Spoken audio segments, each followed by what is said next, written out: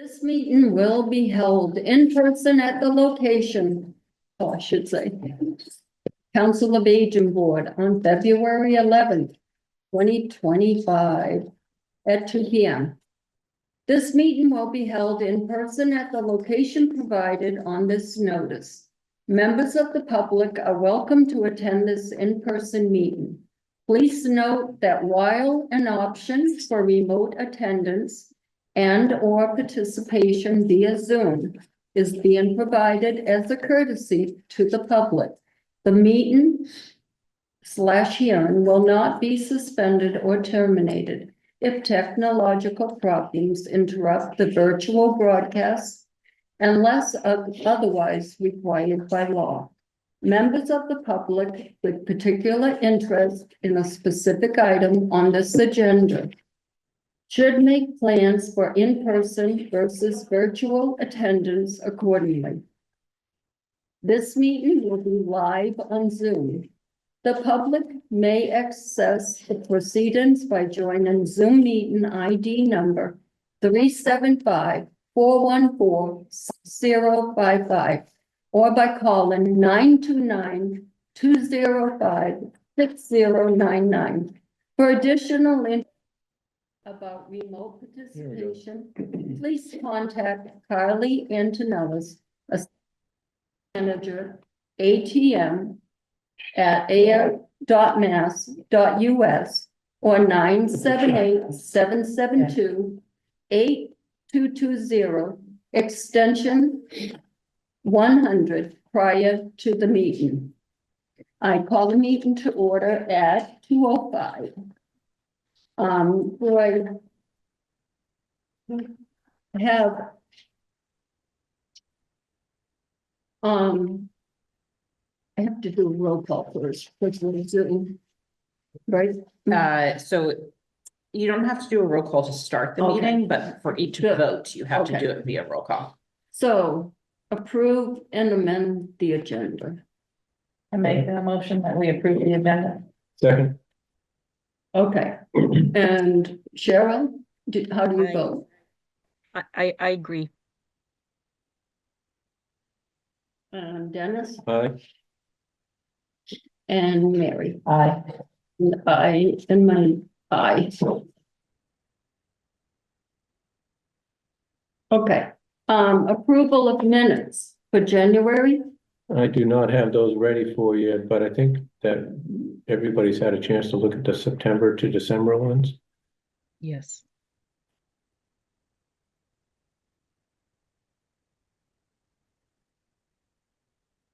I make a motion that we accept the minutes. Can we accept them en masse from September to December with? Did some, You just, I don't- I think you just have to name them by name, Oh, so you have to put out each month?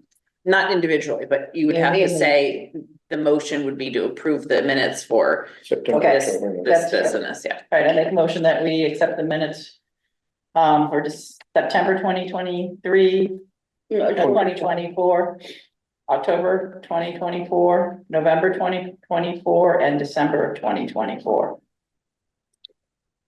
okay, one of them had some changes, correct? I think they were to November and I made those from last, Okay, when we had, when I sent them back to you last month, I think. I don't think I got any emails from you. No, but prior to last month's meeting, did you see the ones from September through? So do I you did want? not, I did not get Okay, any. so do you emails. want to defer November? Which ones haven't you seen? I haven't seen anything from. I'm not getting any from you, From September to December? from the ones that we talked about last month. That had December and. For November, I did not receive it. Did you receive September, October, and December? I can look for you.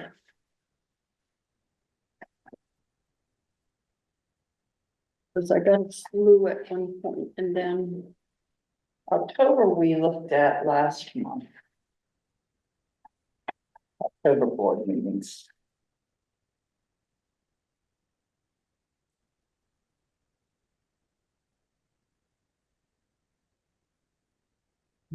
I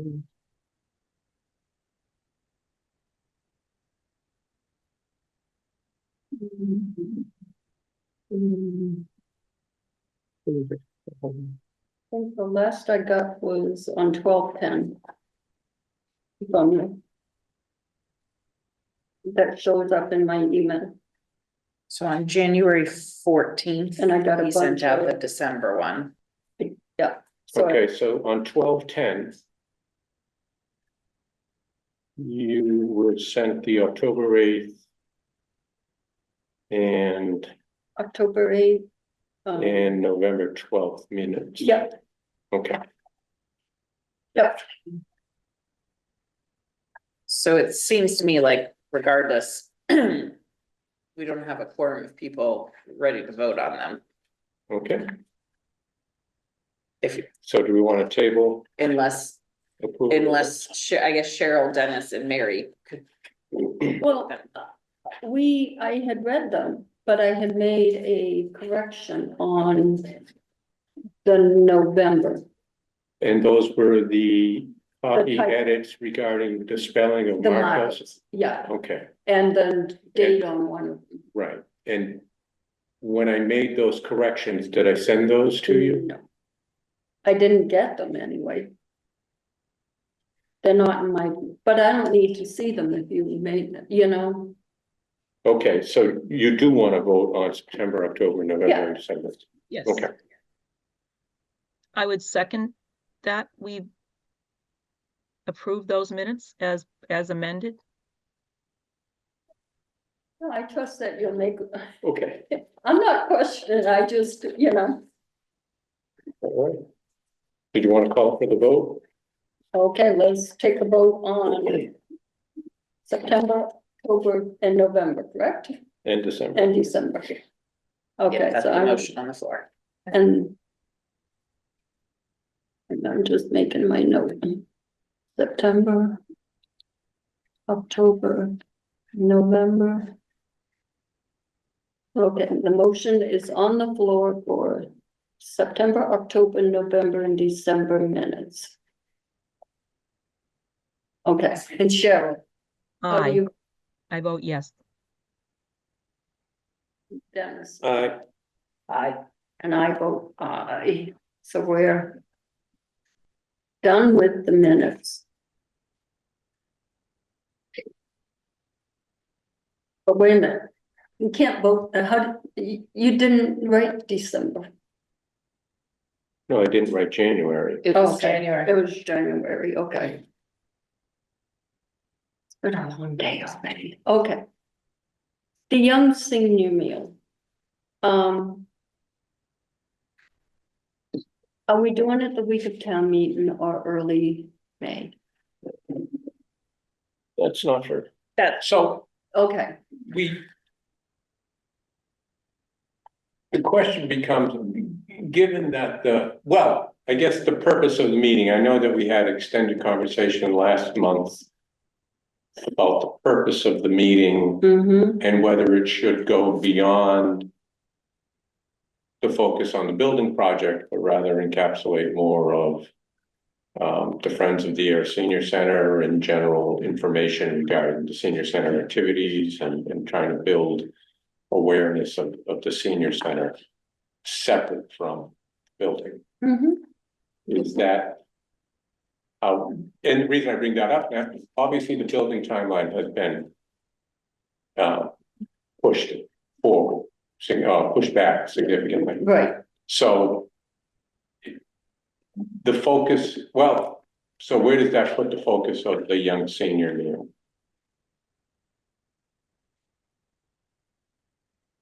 In your view, where does that put the focus? Well, if you're aiming for town meeting in the fall, correct? No later than that, yes, but Or that's are for the, you going for a special one? but that's for the purposes of the building. Mm-hmm, If the purposes of the young senior meal are separate from that, or, have constituencies that go beyond that, then the timing of the vote on the building would not, be, would not necessarily change what you wanted to do in terms of the young senior meal for other purposes. No, the young senior meal is to help you So- promote. This plan has gone back and forth and back and forth and back and Mhm. forth many, many, many times. So I think we need to decide what is the purpose of it? Is it to draw attention of a younger clientele to what we're currently doing? Is it to assist the friends in recruiting new members? Is it to gain support for the building project? And it can eventually be all three of those if you do multiple of them. But I think that really defines what we're trying to, when we're trying to host it. Because if it's to build support among younger seniors to get them to vote for the senior center project, then I think you should put it off until early September. If the idea is to help find some younger seniors who might be interested in helping the Friends with their fundraising efforts, and the COA board and the Friends want to host it together, then I think you could do it anytime. And if the goal is to attract younger seniors to what we have here to offer, I would tell you it's not worth it, because Mhm. we're not offering anything right now that young seniors are interested Right. in, and I just don't have the staff or the space capacity to expand right now into what younger seniors want. See, and my thing is I thought it would be to promote and help gather their votes for you. So maybe that way it's more towards September, Yeah, I think you should put it off till September then. Okay, you know? Can I make a suggestion? You're gonna kill me. Maybe not. I'm wondering, you know how Ayer has civic days around the 4th of July?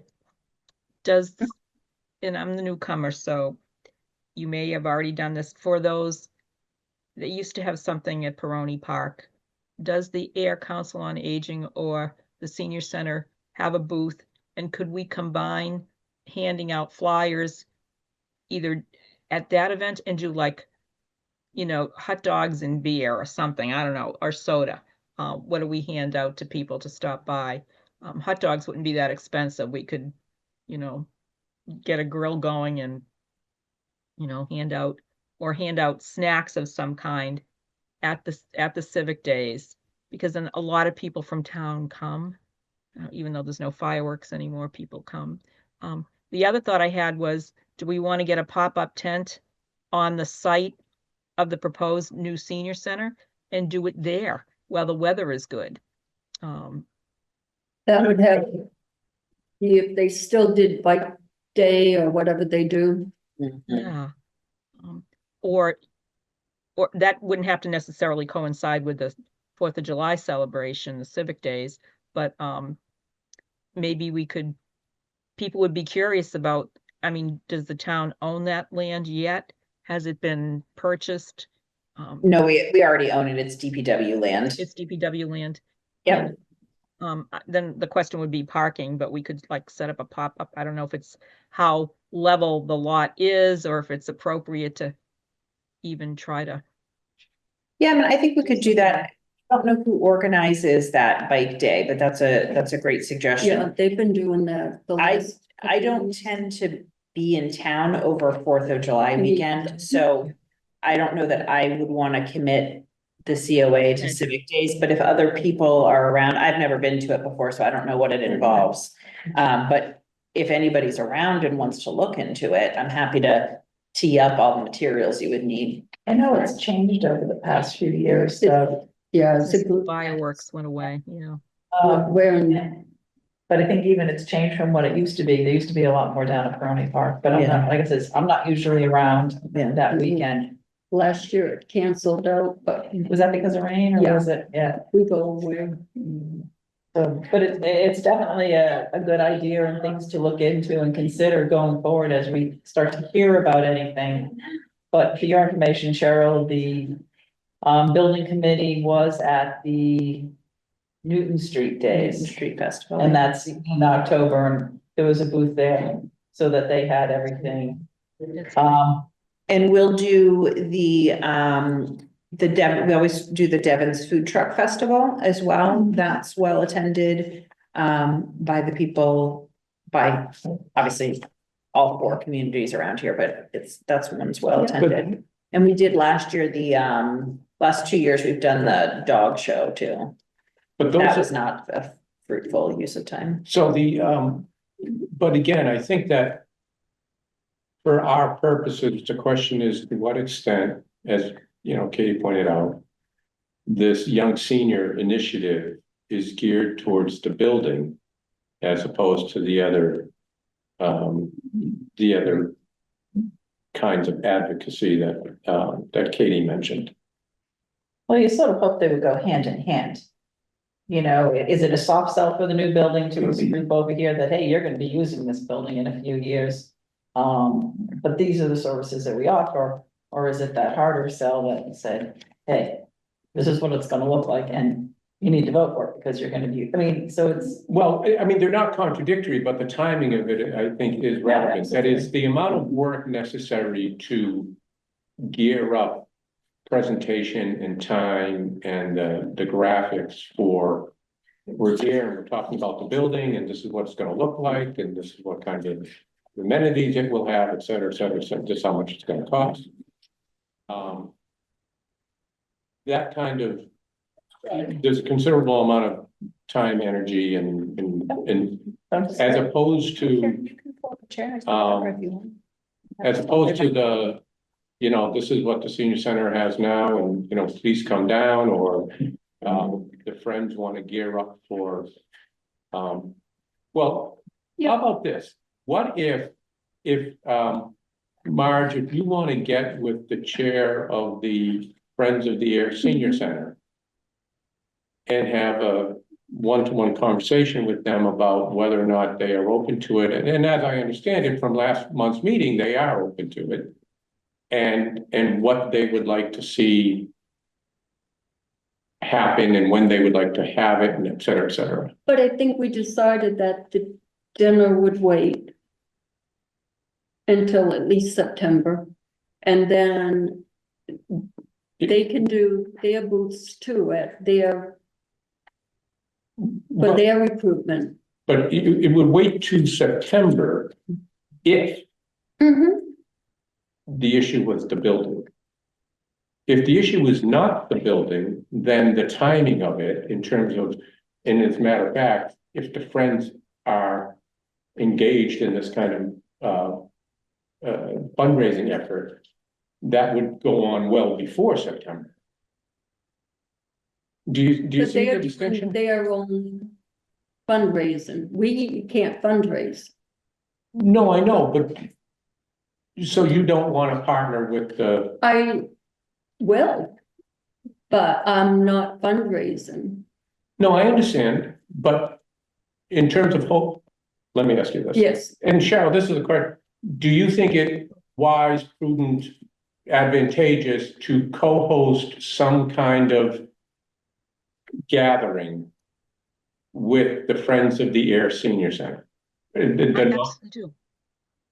we can, but where, when, So how about this? If you wanted to commit to doing something monthly or bi-monthly as young senior socialization and just completely unstructured, if you did that in March, April, May, June, or whatever it is, by the time you were ready to talk about the building in September, you would have a core group of people to talk to. That's a lot of work, right? I mean, but that's just trying to, I guess but I just want everyone to focus on what they're trying to accomplish. I with don't it. think it's.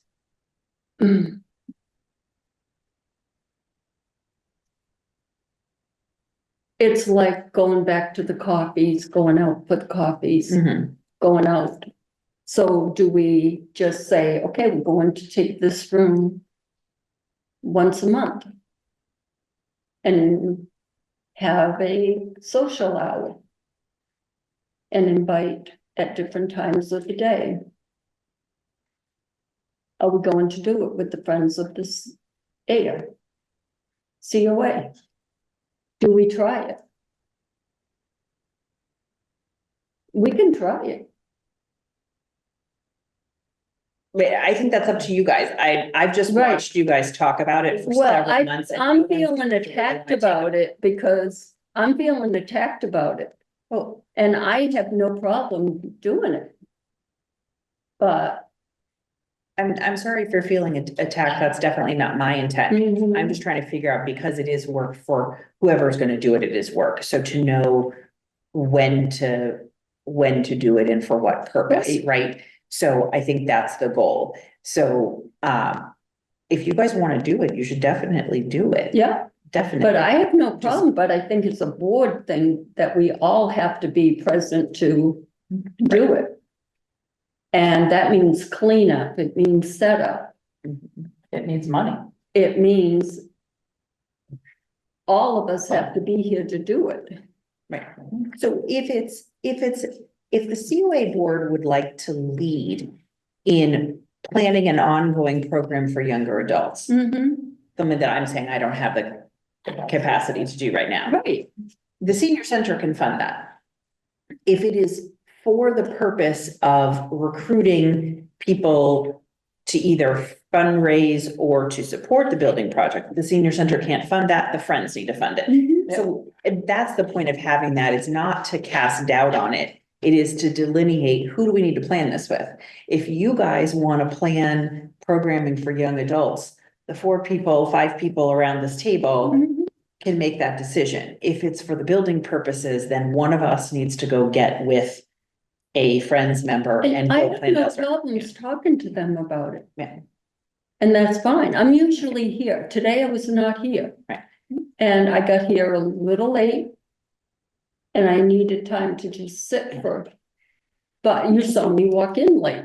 So do you want to do, maybe it would be helpful to do like a sense of the meeting, like a poll of the meeting?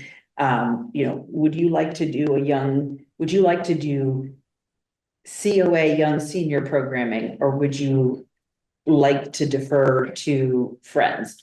Same question, like, do you see what I'm saying, to try and get a sense of where we're going? 'Cause Yeah. we talked But- about this. I guess is having the meeting, or is there another way to get the attention of that group to see, and also too, is that there's no sense in putting it out there if there's no interest. Right.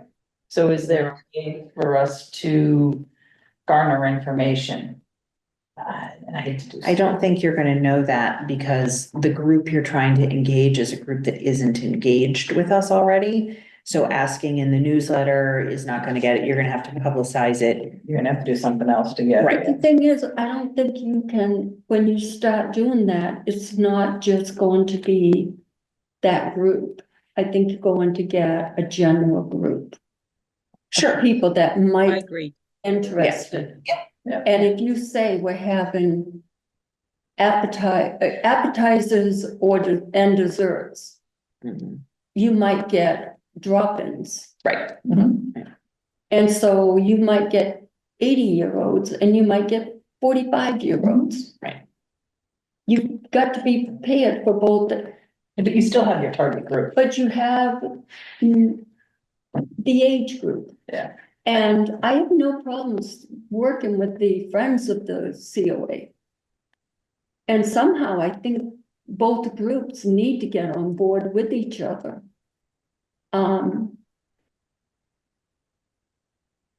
And Can that's, I ask a question? How big are the Friends of the Ayer Council on No, Aging? How many they're- members? It's about the same size as this board, Cheryl. Okay, it's thank you. officers and they're trying to grow. I mean, it's the Friends of the Air Senior Center is a new organization. It's maybe 6 months old. So they're Okay. still trying to. Thank you. Trying to Thank you. find their feet Yeah. as well too. And I think, which is some of the, pulling together with some of that. I think, I think we all just need to go back and think about what each individual expectation we have for that group. And then sort of to come together and figure out, I think they're trying to define themselves, no, not the Friends. but the Friends are, I think they're trying to define themselves. They are, And, no doubt and the about more it. exposure they get, absolutely, but we still have to have an idea of what we wanna do. Wanna do, How to right. host that, Yeah. and what are our expectations Yeah. of it, and are we gonna hit a certain group? I don't even know, to be honest with you, if we're ready to commit to something like that. I'm getting the same sense. I'm feeling the big exciting thing is going to be showing architectural plans for the new senior center. And that might bring people out. I don't know if we even have the architectural plans for the building We- yet, but Yeah. I'm leaning more towards promoting awareness that this is a possibility or something that's going to happen in Air. And that might be the carrot that would bring people of all ages. I'd be happy if, if we got any support from the voters, because it's gonna be important to get the voting electorate that's gonna support this, especially given the current political climate where funding is nebulous at best for a lot of programs. So if that's, assuming that's the focus, Yeah. then the September, late August, September, Yep. early October would be the time frame, because Mhm. that would be the lead up to the building, the vote, potential vote. Can, so, and Katie, help me out here, and Dennis too as well, because you guys have already done, from the building committee, you've already done quite a few of these. What has the attendance been like at those? Right. It's varied anywhere from 8 or 9 to almost 40. Okay, widespread ages, I mean, you No, see, mostly seniors, some middle-aged folks who I would call like the community players anyway, Okay. like people who are already actively engaged in how the town runs. So I think the hook of this one will be, it's a meal that you're offering and see the latest plans and things like, if that's what the goal is, then I think that's what the expectation would be. I don't know that this would be, I don't know that this would be that much different than any of the things Yeah. I've done before, if that's the goal, Okay. right? But I think offering it as a meal and offering it down here and in the evening, it might, always look to Change reach it a little more bit. people, right? Yeah. Like, so. yeah. So I guess we really just have to sort of hone in on that a little bit more and figure out exactly what we need or what we're thinking of doing Mhm. and whatnot. And trying to figure out, so too, is this, from a meal perspective is, how many people? So- That type of thing, because you're not gonna get an RSV. So let me ask this. Marge, would you want to have a conversation with the Friends of the Air Senior Center and ask them, separate from the building, do they want to have some kind of community outreach, some kind of, trying to expand community awareness of the senior center and its activities outside the building, Mhm. separate from any fundraising they are doing for the building specifically? Would you have that conversation with them and just get a sense of where they are with that? You mean as far as this event? Yes, or something similar. That is, would they be open to, or do they want to initiate some kind of event Mhm. that would involve building awareness of the senior center and its activities and its current makeup, et cetera, et cetera? And again, separate from building outreach. Mhm. And just see what their sense of that is. And then we'll, Yep, go from there. yep, I can do that. Who is the chair of the Friends? So they have 2 sort of acting people, which is, Betsy Diskin and Pat Lynch are the 2. And then, not as an officer, but Ellen Fitzpatrick and Karen McCreary, who are obviously cannot be on the Friends board, sit in along with me to help sort of shepherd that process. Yeah. And they are looking for 2 to 3 more members who are willing to actively do the work of the fundraising. And it's Pat's all over, good going out too. She loved the idea of the community outreach. Mhm. Mhm. Yeah. No, she mentioned it again today when she saw me. Great. Yeah. Okay, so I will do that and report back. Katie, your director's report, I saw you posted it, but I Yeah, did not. no, get it's, a it's chance. okay. It was 95% ready to go on Friday, but I just hadn't Yeah. finished up the rest of it. So, January was a little bit lighter of a month. There were a lot of people out sick. That happens frequently. January and early February are some of our most lightly attended months due to the weather. And just due to the cold and the impact it has on the body. I would say the same thing for July and August, depending on the weather. So you can see that a little bit in the statistics. We did have a very special visit from District Attorney Marion Ryan to discuss senior scams. She gives a great talk. She's both knowledgeable and very approachable. So that was a real treat to be able to do that. The hybrid programming grant is in its final 6 months. I don't feel fabulous about that grant. It was a good opportunity. I'm glad that we wrote it, but it's been really hard to get the people needed to really run that grant, which has been a shame. So I'm still working on it. Still got 6 months left.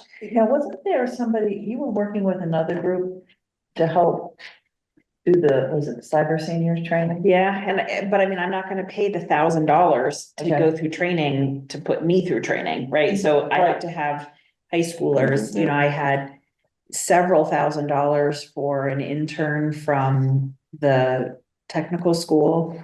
No one ever got back to me about it. I reached out multiple times to the high school to get volunteers. Okay. And I think people are just really busy, but the idea that you would pass up, I think there was $7,000 for an intern from the high school. That's big money to a high Yeah. schooler. So, You just don't think it got to them, correct? I don't think it got to them.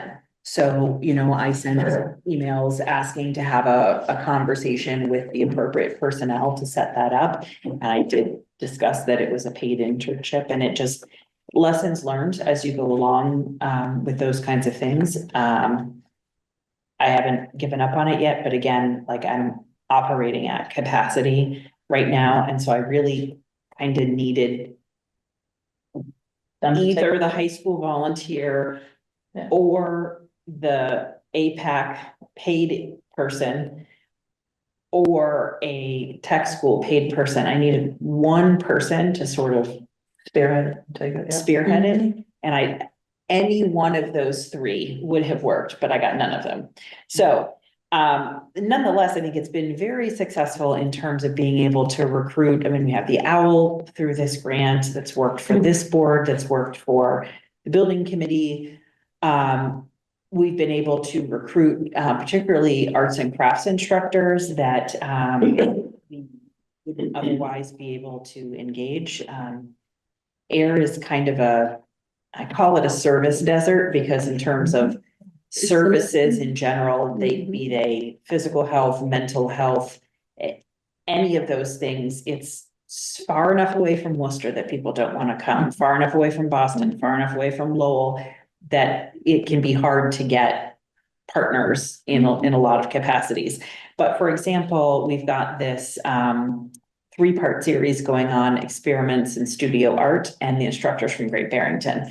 And so we would not have been able, obviously, to get her were it not for, and so they sit around and have all the art supplies here. And just like this meeting, everybody who's here is able to interact, and you don't really notice the owl as part of what you're doing. And so people are chatting as they're doing their art project, but the instructor is up here on the screen giving the instructions, and you can see their paper, it's the top camera that they have it. So that part has been very successful, and I have not given up on the cyber seniors part. Worst case scenario, I'll train myself right before the end of the grants and, at least have completed that. Let's see, for outreach, we provided outreach services to 36 seniors, a total of 51 times. It really was healthcare, transportation, and loss of loved ones were the most frequently sought types of assistance this month, this past month. I think I said this during the last meeting, but we're receiving a lot more calls from discharge social workers from hospitals now than we ever used to before, because if someone was either in the emergency room or inpatient at Neshoba, they knew what services they could hook somebody up with here locally. Now that we find that people are going further away, those discharge folks are not familiar with even some of the most basic information about Ayer. And so we're fielding a lot of those kinds of phone calls. So we've had to work on ways to capture that from a data perspective. And we're also seeing an increase in calls from adult children who are now, it maybe healthcare was something that their parent was navigating just fine on their own through the Neshoba system, through the Stewart system. But now that they're going further away or seeing new specialists, and there are more calls coming in from adult children. And that's part of our mission too. And I'm glad that people are doing that, calling in to ask how they help their parent navigate. So we've been working on ways to capture that in my senior center. So how are you and Mary Ellen dealing with that, since you don't have that actual social worker on staff? So things like that, that's what I would call, for the most part, those are transactional interactions, like, So they're you not know, taking up a lot of your time? it's taking up a lot of my time in the sense that if a social worker calls from the hospital and they say, we have an Ayer resident who's coming home tomorrow from the hospital, they're going to need A, B, C, D, and E, because those are the criteria they have to meet for discharge. Where can they get that? So I'm having to advise, where can they get medical equipment? Where can they get rides to their follow-up appointments? How can they get, who's the Meals on Wheels provider? Like, they don't even know that Mock is our Meals on Wheels provider, because in Lowell, it's not Mock, it's somebody else, right? So I'm having to connect these discharge social workers with like 10 different referrals. And, you know, that's their job to know that, but they don't know it because they now have a bigger service area than they've ever had before too. So those calls are not complex. They don't require the clinical skills of a social worker. But in terms of explaining how the town of Ayer works in who you go to for each of those things, those calls are easily a half an hour. Yeah. Or Is more. there any way to make it easier on you guys? Is there something that, you know, could be put together and given to those hospitals that? And That's a good idea. you know, that this is how it's sort of serviced and whatnot, so that Right. you're not getting, you know, if it's social worker A, who, all right, so it's been 10 days since I've done it, oh, I'm just gonna call back, you know, because I don't remember. You Right. know, something that they have on their fingertips to look at. How did they know to call you or call the center? Because you're the, Well, because mostly the senior center in any given town is the point of contact. For hospital discharge? Not for hospital discharges, but for knowing what older adults need. Especially for things like home delivered meals, local aging services access. I did it for 40 years. That's who we call. We call the local senior centers, aging But services network. tell you just from my own experience, when I was discharged from, they did not bother to do anything. They had no information. This is what you need, and Right, and so it really very much depends upon the person Yeah. and the reason that they're being discharged and what they need when they're being discharged. So someone has a huge support system, then it's a very different discharge than someone who has no support. no, system. this is what you need, and your home health will be there tomorrow to check in. So that is your experience. Yeah, but they don't What is it? Yeah. bother to say, oh, you can get this in the meantime. They don't send you home with anything. Right, the experience is very individual. Right, Based on right. why you were there, what you need to go home with, and what your social Yeah. support looks like. Yeah. So I think at a Then- higher level, Didn't people matter don't if you know can where. climb stairs, or it didn't matter if, yeah, Well, I mean, that might have been your experience. That's Yeah. not supposed to be how it works. yeah. So, Right. You had a so- bad discharge. yeah, Sounded yeah. So, so social workers are calling to make sure that Yeah. everything is in Yeah. line the way that it's supposed to be. So, and that's a great suggestion to have something to Yeah. summarize, to send back, here's what we got in Ayer, use this as a referral Mm. guide. What's your email? Let me send that to you, so you'll have that. And, it doesn't help that oftentimes those employees turn over a lot too. Absolutely. I tried for the first 2 years I was here, every time I had one of those conversations, I would ask for their email and I would add them to our newsletter Mm. distribution list. Yeah. And without fail, within a couple of months, it comes up as Turn a over. address, yeah. So you do your best with it, Yeah, absolutely. but I was just thinking of something that if there was something that was easily created that could be shipped out, so they may have it for the next time or the time after, like. right, yeah, that's great. Sometimes they'll hang it on the wall. Yeah, So and if they share. This could be a good segue to Cheryl's letter to the select board regarding the social worker position, and to what extent having that position filled would alleviate some of the extra. Absolutely. I did redo my letter, in the, and thank you, Katie, for putting it on stationery. The Ayer letterhead, there's one typo that needs to be corrected before the final, before it goes out.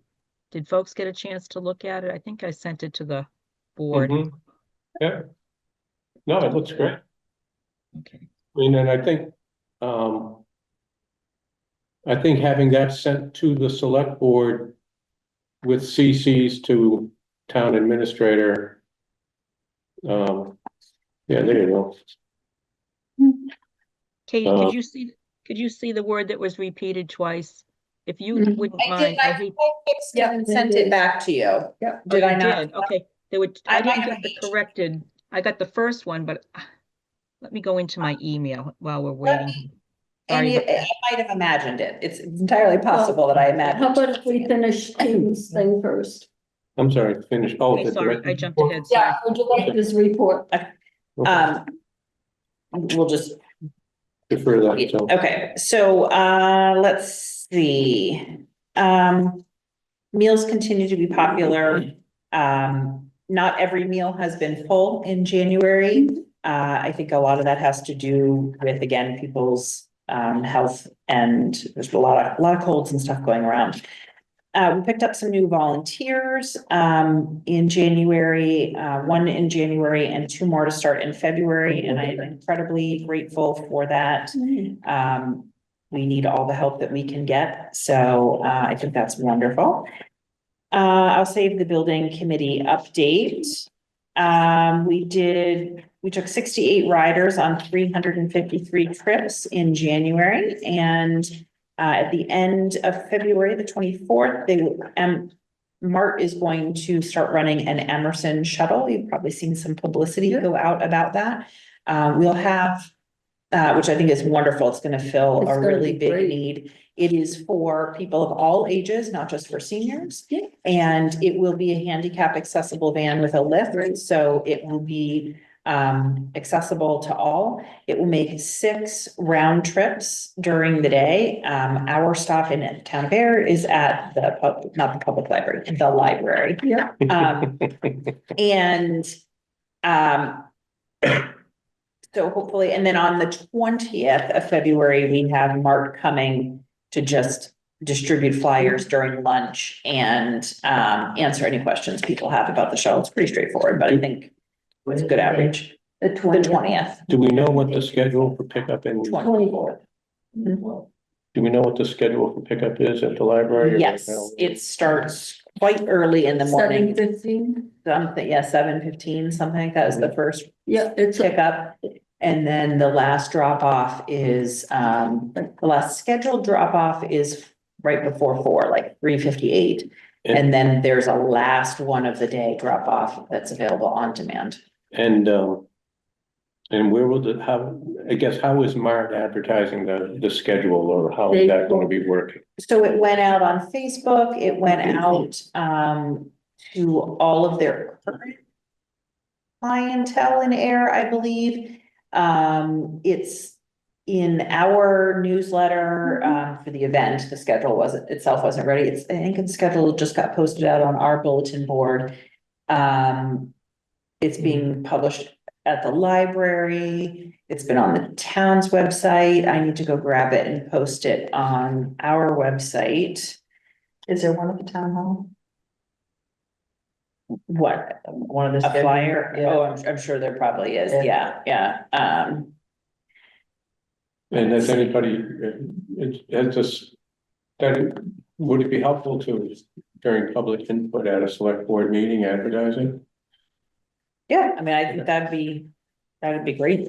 And then I will publish it. They are bringing us before their talk on the 20th. They're gonna bring us full page color glossy ones, and we're gonna stuff the newsletter with them, one time only. We can do that thing too. I can, Yeah, it's a lot of bluing. yeah, Print it at home. I was like, I know. if you would like, I actually said to Mart, if you would like me to print these, you're gonna need to send me a different version of it. yeah. But they said, no, they're printed. Oh, good. Could you, and I don't know if it makes, could you use that and do like an email blast to your? Yep. To get it out there again, so that it's not. They've got it, says it. Page, they'll print the whole thing. So Right, this would just right, be yep. that. Mhm. Yep, And does Mart have a well-maintained website? That is, if the schedule were to change, or if snow conditions could cause it to be canceled or whatever, does Mart have a, a well-up-to-date website Let's with pull it it? up and see. Not a bad idea, look at that. I'm just one, like the MBTA, you go to the MBTA's website and they have, you know what I mean? so Because I usually get, I've never gotten No. a I didn't move. weather closure of Mart before. I have received one or two, like this line or that line is behind due to weather, is running delays. But I've never received a closed one. Then again, we haven't had a lot of snow in the last couple. The past couple of years we haven't. you got bus tracker and alerts, trip planner. Yep, we got schedules and maps, Yeah, so bus tracker and alerts probably. regional, I would imagine that would be under the regional route. Once it's up and running. Oh, it's a third party, Passio, it's a third party. Oh, that's good. We now know where the buses in Atlanta are going. They use a third party app, it looks like Passio Go. Okay. So, but I can look into, I will ask them about their snow closure notification and I'm happy to incorporate that into my closure announcements if it's relevant. So then the only other thing I have for the director's report is just, an update on Executive Office of Elder Affairs. Oh, okay, you want to They skip changed this? their Yeah, name. center? Oh, I was just leaving it till the next. Oh, yeah. So I just want, let me do the EOEA and then we'll skip to the building update, yeah. So, Executive Office of Elder Affairs, hosted a call a couple of weeks ago, 2 weeks ago. They are officially transitioning over to the Executive Office of Aging and Independence, but don't call them EOAI because that's something else. They are going to be known as AGE for short, which is not an acronym, even though it's supposed to be an acronym. So AGE, Executive Office of Elder Affairs, is now known as AGE. And they have asked for us to slowly, over time, change any materials that we have that have EOEA on them to now say AGE or Executive Office of Aging and Independence. They have some new branding, some new, all of that stuff to go with it. And then they have asked the network to, the term elder has been inappropriate for quite some time, but to also move away from the term senior, because they did a lot of market research and a lot of a study with UMass about it, and discovered that most older adults and boomers in particular do not consider themselves seniors. And so if you want your organization to be relevant, then it needs to be titled as such, right? And So what are they looking to be called? So, What are we gonna So call they're- ourselves? right, so Infirm. older adults is the Just preferred the term, older adult. older adults.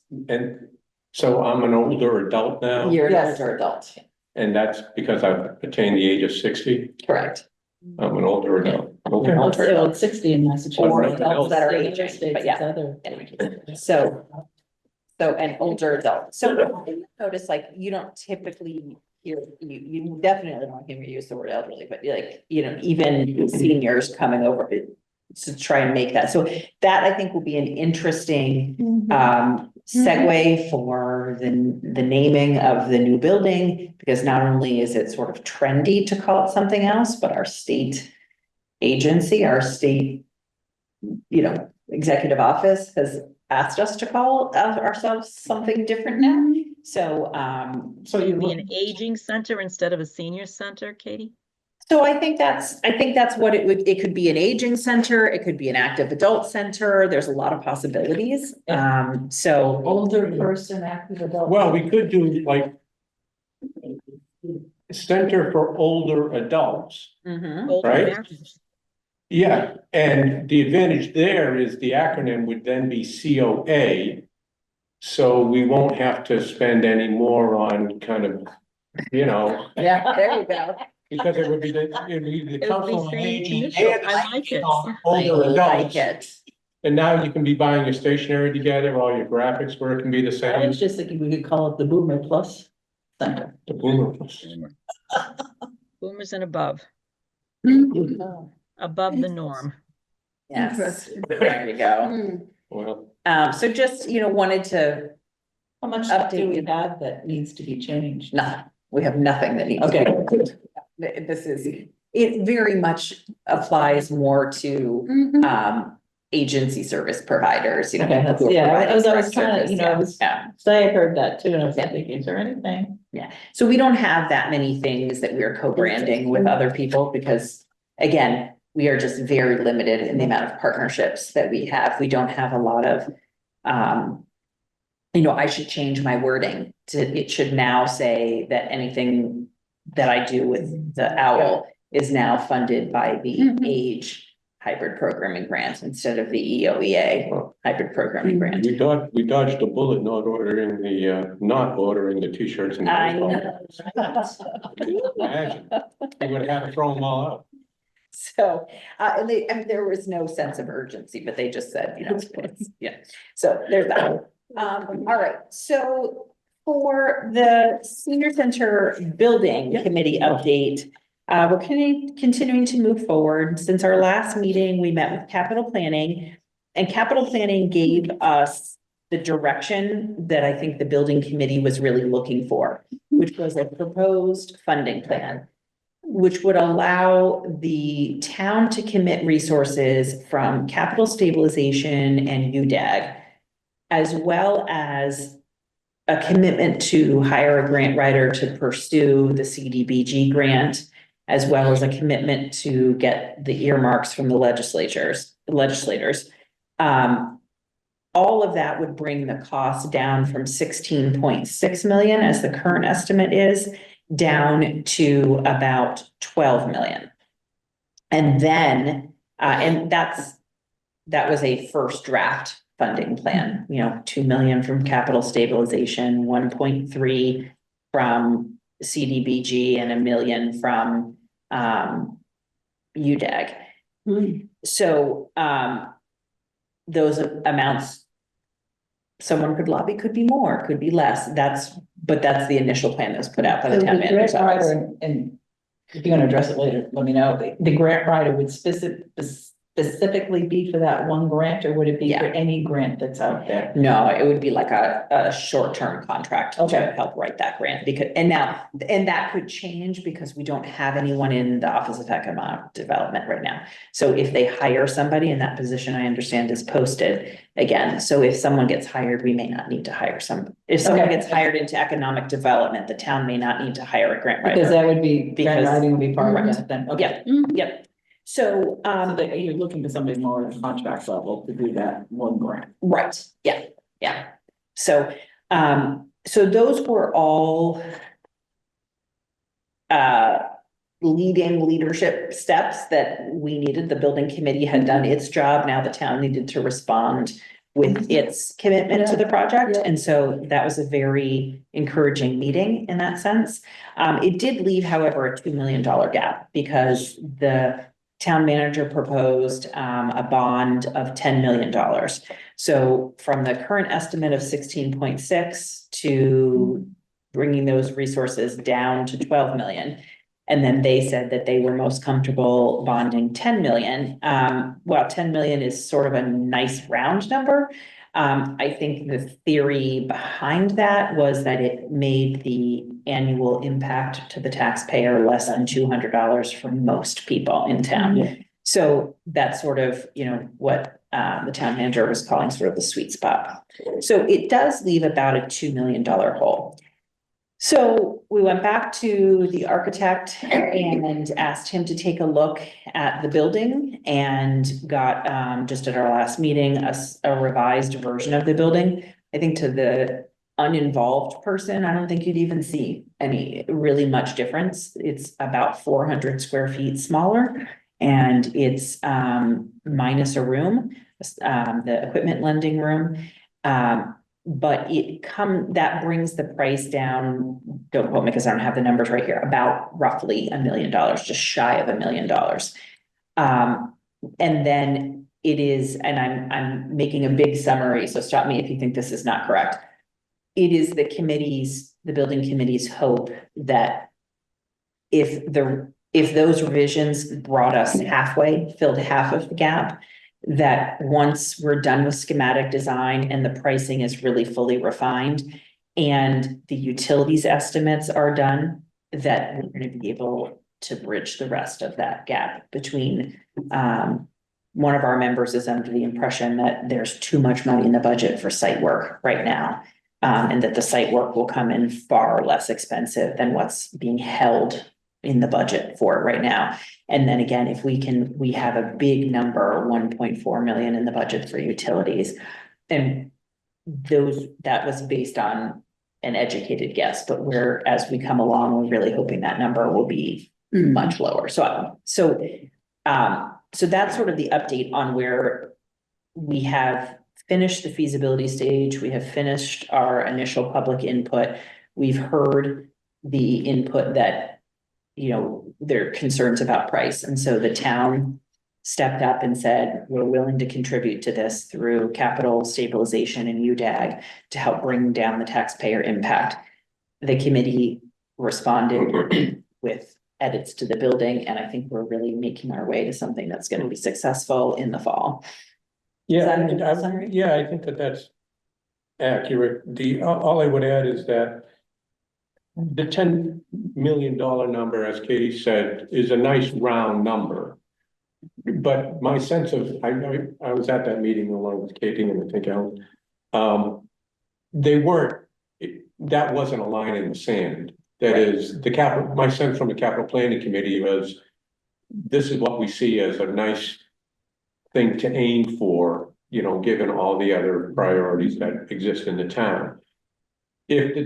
Out of necessity, if the 10 million were to become 10.6, let's say, or 10.7, that wouldn't necessarily be a deal breaker in their eyes. I think that what the building committee did with the cooperation of the architect was show a good faith effort to look at the building again, do a deeper dive into what was necessary, that we made the building somewhat smaller. The walking track roof, which was kind of a second roof line extending out beyond we looked to eliminate that, which was a substantial savings. So all of this to say that I think that we, the building committee, have shown a good faith effort to the select board and to the town that we have looked at simplifying the building, looked for cost savings there, without sacrificing the essential mission of the new building and the admonition that we have heard since I started in this process 2.5 years ago now or so. And we heard it, pretty much have heard it universally from all the other senior center directors, don't make it too small. That is the risk that you run in the long run of having too small a building and what that will mean in terms of service delivery and capacity and room for growth and all the rest of it. Don't make it too small. And at this point, I don't think those cuts have made the building too small, but I am always aware that, that's kind of one thing that you want to guard against when you're and the architect has seconded that. That is, give up X, Y, and Z, but whatever you do, don't fundamentally alter the footprint of the building such that the building becomes too small to meet your needs. So, but more to come, but I think that the work and the cooperation that we're getting from the other committees has been pretty impressive, and we'll see what happens. Good. Can I ask a question? We're pretty much at public input anyway, because. Well, Actually, if you want to talk about this number 3, this review of 6 months policies, project and board aspirations, I suggest we do that before public input. Review of, yeah, because I was just gonna say, Dennis doesn't, you had said that January meeting Minutes, right. minutes are not here, so we are at, yeah, let's do the review of the 6-month policies first. And did we want to circle back to, and the issue regarding the social worker and Oh, yeah. Carol's letter? I just checked again, Katie, and I don't see a correction. The word social was repeated twice. You could just delete that and forward it on. And I does do know anyone that. else on the committee have any input on that letter? Does it look okay? No, I think it's great. Good. I think that we should. It'll put I us think- on the record endorsing them. I tried to word it so that it's not confrontational, because it doesn't mean to be confrontational, but just supportive and advocating for that position.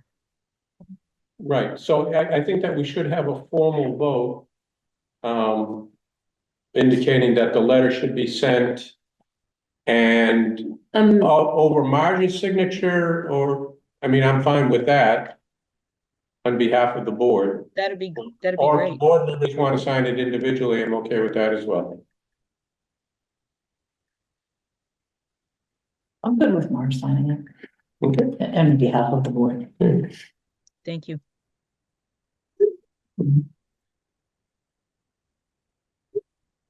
All right, so I will fix Take that. a vote.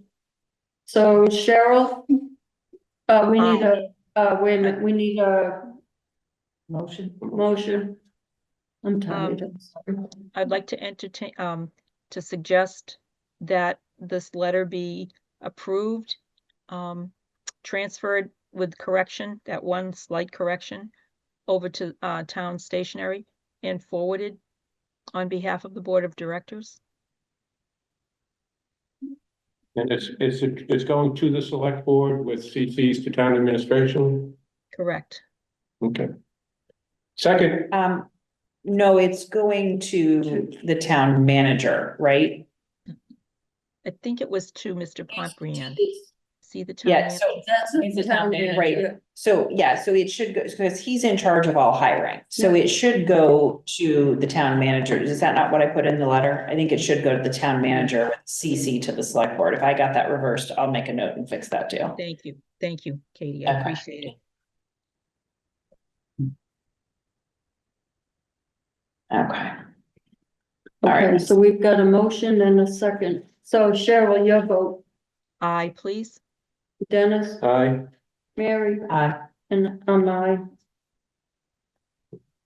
And I mean, I think this is a great step. I think that, and this kind of, and part of that is the conversation regarding the closing of the hospitals and COA being, It would certainly help. I think that one of the tasks for the social worker might be affirmatively going out to the local hospitals and, holding for the social workers there or going to their staff meetings mhm, and informing them about if you have somebody being discharged to Ayer. And I suspect that, and this is, I suspect that the social worker's level of engagement from the hospital is dependent on their evaluation of the needs of the patient.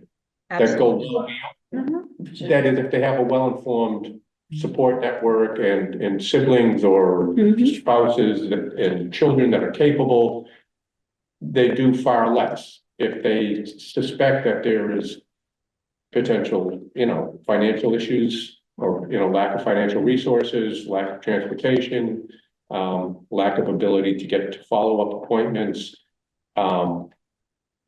then they're gonna be more likely to reach out. Mhm. So I think that the social worker is gonna be critical in kind of engaging with them affirmatively in an effort to kind of help them navigate what the client would need. and I do think it's good timing to get this letter out, Yeah. because the group that is responsible for that did meet yesterday. And there is more action, more information, excuse me, to come on that. So they are starting to look at it, so I think And were you part of that group? I was. Okay. And so I was part of the original group as well. Yeah. So I think this is good timing for the COA board to advocate for the filling of that position. Good. Absolutely. Right. Thank you, Katie, for everything, for your help Great. with me. Grandparents raising kids and. Yeah, Yeah. there's certainly a need, and there's Oh, need there for is. someone who has clinical skills, Mhm. who can help people navigate through Mhm. not just transactional matters. So Oh, like the what- difference between an outreach coordinator and a social worker. Outreach coordinators are whizzes at transactional things, information and referral and, signing up for benefits, things that follow a process and a formula. But when you get into, as many people have, multiple layers of things, you really need someone who's got good clinical skills. We are blessed here at the senior center because Mary Ellen kind of came to us as her encore career after spending many, many years being a licensed social worker. So, she doesn't do clinical work because she's not a licensed social worker, but she has the perspective and the outlook of someone who's done that for many, many years. And so we're quite lucky. We don't have someone who just says, here, take this phone number, here, take that phone number. But the town really would benefit from somebody who can form relationships that last over a period of time and help older adults in particular, but people of any age, but older adults in particular, to navigate some longer term concerns that they have. So more to come from town hall on that one. That's good. Okay.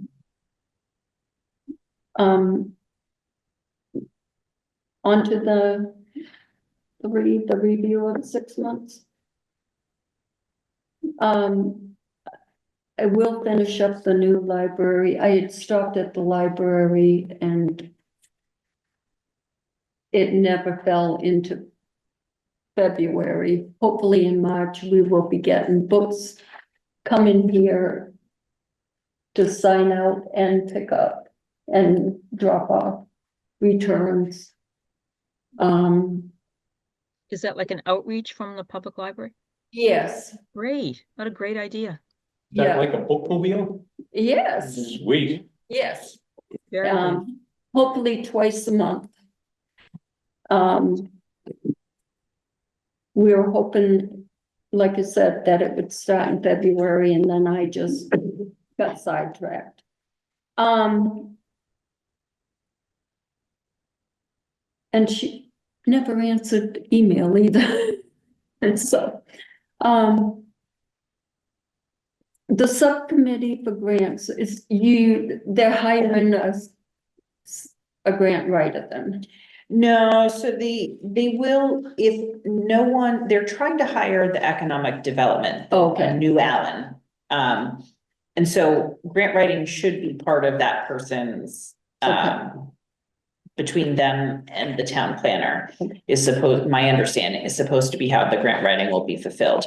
But, and of course, Alicia helps and does some amount of that as well, but that's not her primary responsibility.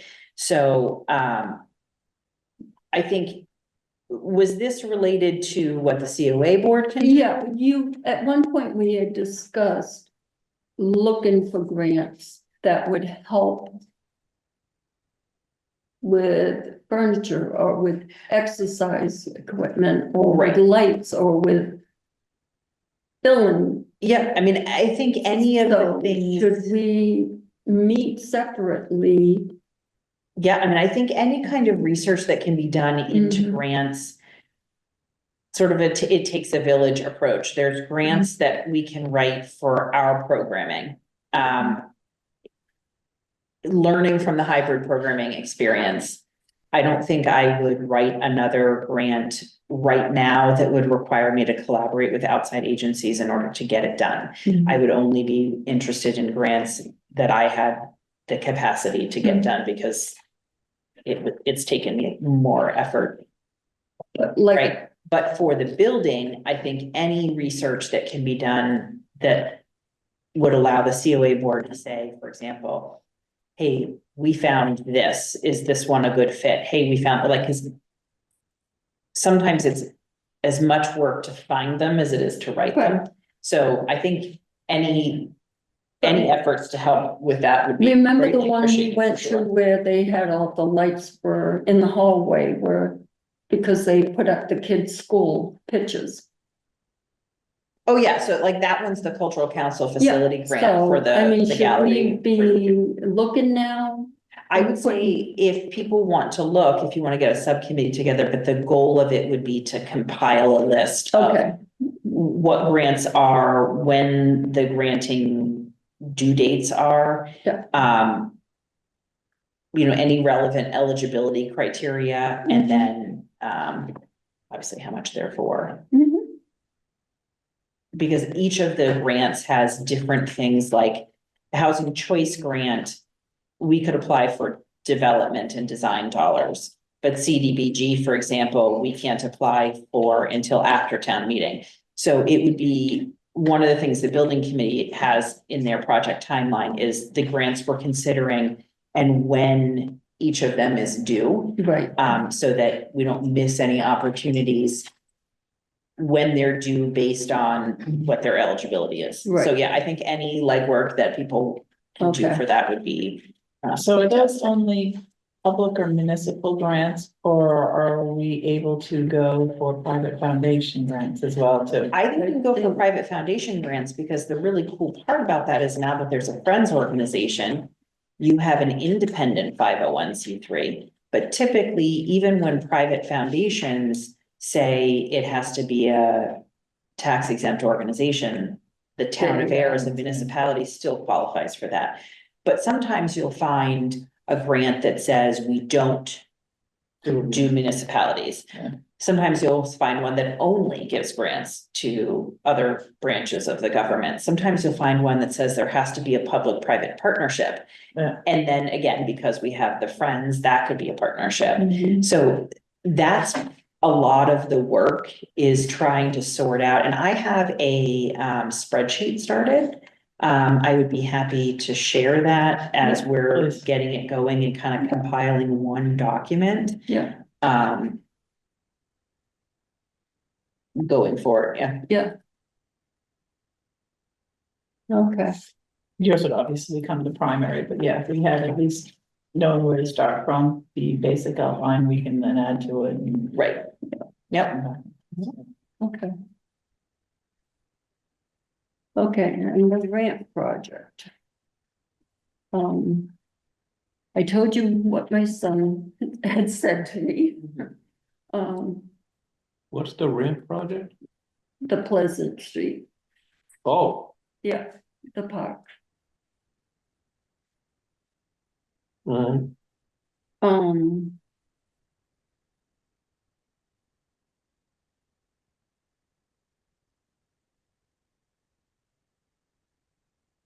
So where did that get left? Remind me, because I'm trying to remember last time we Ken came down here. And what did he say?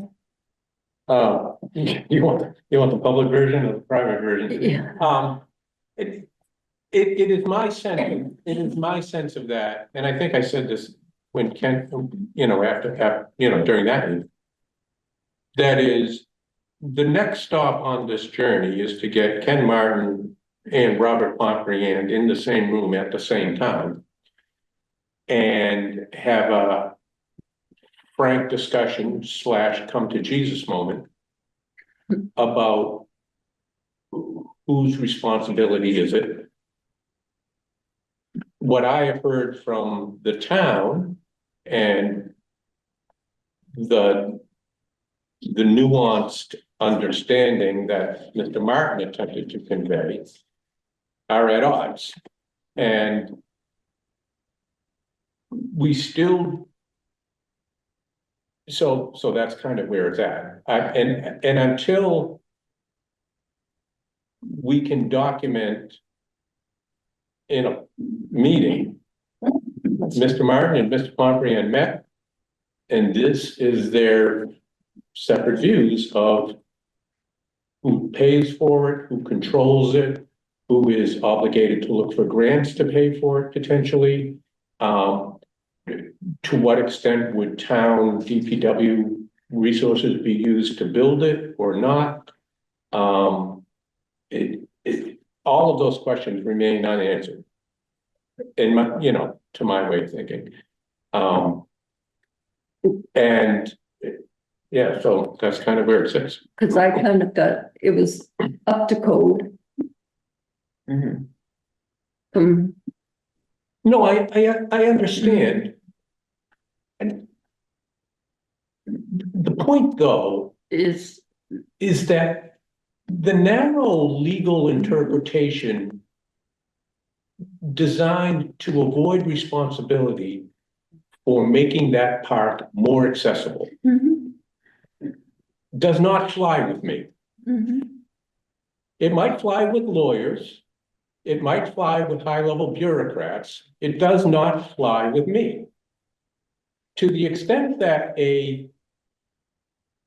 So I don't know what to say. So then it's gonna have to be, it sounds like it's gonna have to be the Dennis Curran sidewalk curb. Although if you're gonna up the 15 grand for that or however much that's going to be, I would suggest that you pick something in the new building to sponsor. What do you mean? I'm just teasing that, Oh. like, it doesn't seem like the town wants to, the town doesn't want to pay for it. To your point, the town doesn't think it's their jurisdiction and the housing authority is saying it's up to code, it doesn't need to be done. Right. So if it doesn't fly with you, then that leaves it to you I to see. go out there So- and put it in. Do I recall from January that you were saying that Ken Martin agreed to meet with Pompriand? No, I was saying when he was here. Okay. he said Last it's meeting. not there. All right, So do it's we been want- on for a year and a half, Mhm. and there's been, was there a letter sent, was there not a letter sent? Yes, I understand that, things happen at the disability committee and Alan left, and so that left sort of that void there, that was just it. Mhm.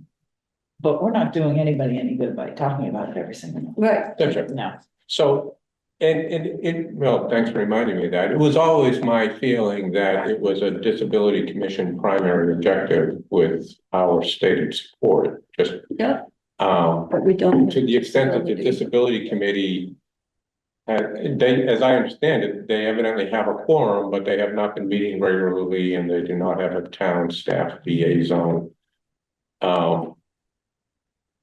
So, yeah, so that's kind of where it sits. So- I'm not necessarily saying to drop it completely, Mhm. but maybe just to revisit it. Like, Maybe revisit it once the Disabilities Commission is up and. yeah, moving once, and once there's, active where again. there's somebody in there that's been assigned as their town Revisit liaison, when disability. or. You know, we can revisit it every October after we've been there in September. Right, yeah. A disability is Yeah. viable. Well, yeah, I mean, just sort of something, is, you know, Yeah. they're spinning wheels and. Yeah, we are. Aggravated, And so. like I said, I had my Well, son. at least one of us He is was a getting- at least one of project us is getting manager. aggravated. He estimated about 15,000. Yeah, and I, you know, they do have to be in this, you know, and to be honest with you, if it was done, it may not be in the most efficient manner, or where, like, we think we just put it right here, it may, oh no, we're gonna take up 18 parking spaces and. Right. Yeah. It just, it doesn't always work as well as we think it's going to. Okay, the bus. For some trips. Mhm. Could Ayer seniors, we revisit this occasionally. Yeah, I mean, it's been revisited every 6 months or so. As part of the director's report, I did give, I see. everybody some looked at it. statistics, some updated statistics. So, on a broader level, the first one that's portrait version, is just the utilization statistics from, and this is calendar year 2022, 23, and 24. So we have had some growth each year in terms of the total number of users. I think we're at a ceiling without some significant changes to programming. I don't know how many more additional, like how much more additional growth. I don't think we can expect 17% every year going forward in this spot. Because the people who want to use this space are using it, and the people who are waiting for the new one are waiting for the new one.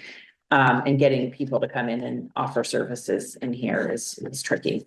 Can I ask a really quick question? Yeah, To of do course. that, I noticed there's a decrease in the number of check-ins, is that people aren't checking in, do you think? Mhm. Or is it?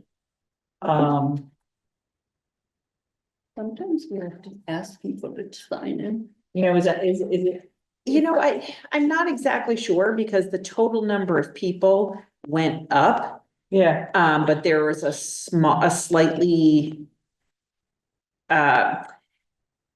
I don't have a real, good feel for it. I'm just good asking. feel for it. If I had to make a guess, and it would just purely be speculating, would be that in 2023, people were coming out of the pandemic and looking for like one safe place to venture out Mhm. back into the world. Yep. And now in 2024, I think people maybe have fully gone back to their many different networks that they were visiting before. But I don't know that that's it. I mean, it's a 4% decrease. I'm not actually, like, I don't even know if it's statistically significant, right? But it's. Yeah, I mean, I was just, Yeah. wondering if really is, like, if it was just, people forgetting to, Mhm. check in. It could very well be, and we started a sort of like a sweepstakes, a lottery for signing in each month. So Oh, each great time idea. you sign in, you get your name entered in, again, an additional entry in. What a great idea. And what's the prize? The prize That's a is great a market basket. What? Lunch with Katie. No one. That's a great idea. It's a- No kid in the school wanted lunch with the principal. Yeah. They were like, no, I want it. No. It's a market. So, Like, yep. like I said, it's any little incentive type of deal. So See if that increases. So, let's see. So, most things are holding kind of, steady. We have picked up, a lot more volunteer hours, and you can see going from 11 to 17 volunteers, going from $9,000, like the value Yeah. to the town, up to 29,000 over the course of the 2 years. Our volunteers are so very valuable. Almost everybody in the room here, and we really can't function without that help, so I'm super, super grateful for that. You can see obviously over the course of the 3 years, a huge increase in social services, and I owe that to Mary Ellen, and her ability to really guide people. And in 2024 was the first year, for the first half of 2024 anyway, was the first year that we had a director, a social worker, and an outreach coordinator all in place. And what So- is if we could ask, the 65% 32% Increase. So Oh, I see. from 47, so in social services, from 47 to 86, that's an 83% increase. And from 86 to 142, that's a 65% increase. Okay. I didn't do it for everything, just, where it was, so being able to provide, when it was just me in 2022, providing 47 clients with 75 social service interactions, up now to 142 clients, 513 Wow. touch points, What? is great. And so, sorry, I don't have any Meals on Wheels data, because, I asked Mock to print out the annual statistics for me, and they did not do it in time for today, so don't have that. Katie, I had a question about home Yeah. delivered meals. Since the federal government is withholding funds for the CACs, Mhm. it was published, I think, in the Globe, that senior meals, Head Start, all of those programs are in jeopardy. Have you heard any official word from Mock Yeah. about the status of the meals? So not relative to that, I know that they were already talking about their funding being cut prior to that. And so they had been doing, there's a better word for it, but I'm just gonna say they did a purge of clients just recently. So there were a number of clients that had signed up during COVID who maybe didn't fit the eligibility criteria as well as they could have. So, they've been really looking through and making sure that everybody that's receiving the program fits it, which is important, right? Like the idea is that you're supposed to be homebound if you Yeah. are, or otherwise unable to cook and prepare Yes. meals for yourself. So that could be because you're homebound. It could be because you have, a social anxiety disorder. It could be because you have, any form of dementia and you can't safely follow the cooking steps. So there's a lot of different reasons someone could end up, on Meals on Wheels. And so you never know that, like, visually, right? So, so I will be curious to see, Cheryl, if there are changes to that further going forward. We just all got need our. to just flood our congressmen and representatives. I mean, I've worn out my keyboard to my congressional delegates, just advocating. And I think that, agencies like the senior center, the aging center, in this board, we know the impact of these. People that work in child development know the impact of Head Start. I don't think So too much is- advocacy is possible at this point. Agreed. Yes. So that's something that the COA board could decide to look more into, how Meals on Wheels is funded. You guys could put that on your agenda, for understanding more of that, to determine if you would like to participate in that advocacy.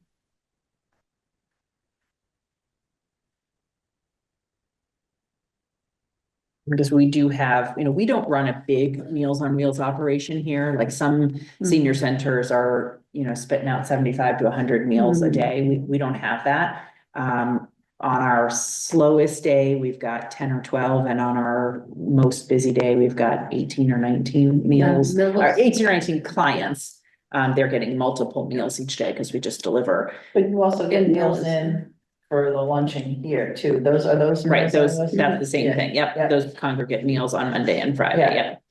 Yep, Millis, I But- used to deliver. But the town funded meals are separate from that, though. correct. Yeah. The ones that are Tuesday, our Tuesday, Wednesday, Thursday meals are wholly separate from Mhm. that. But I can't deliver our restaurant meals to our homebound clients. They get Meals on Wheels. In a new center where we have a commercial kitchen, if we're cooking it, we can package and deliver meals. And how many folks on Monday and Friday for the Meals on Wheels, how many folks are about? Just- It varies, a light day would only be one person and a heavy day would be 5 or 6. So it's a small crowd of people. But for those people, they are very much dependent upon, those meals. Yeah, okay. So how do you order for congregate meals? I'm sorry, Cheryl. So I have a standing order for 6 meals on Okay. Mondays and Fridays, for that purpose. If we were doing a higher volume, I would need to call it in the day before by noon, Okay.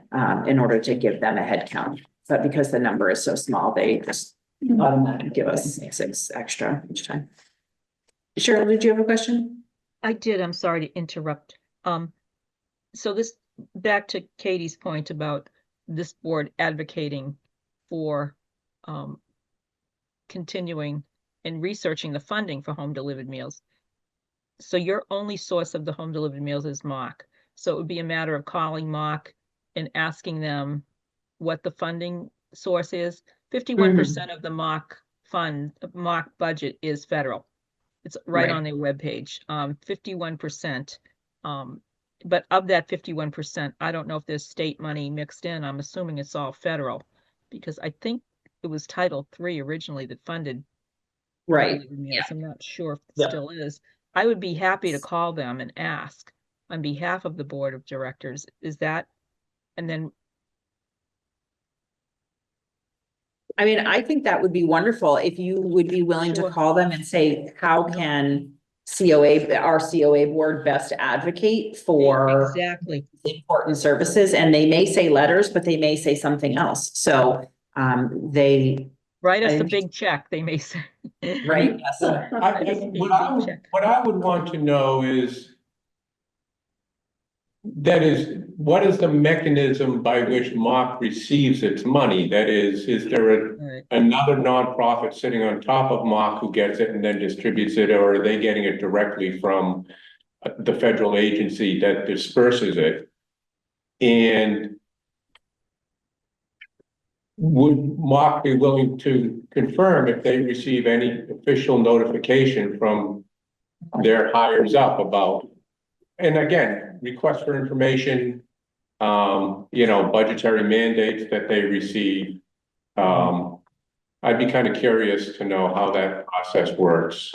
And, Maybe Laurie Trahan would know too, because Yes, that's true, yeah. I'd be willing to make some calls, if that would be helpful. I if the think board- Go for it. I mean, I suspect that sitting on top of Mock, there's another entity. yeah, I don't know. Obviously, most of their money, as Cheryl said, is federal. It's like They 51%. Yeah, so they do also ask some seniors to donate, not all of them, but some of them, you get a donation letter.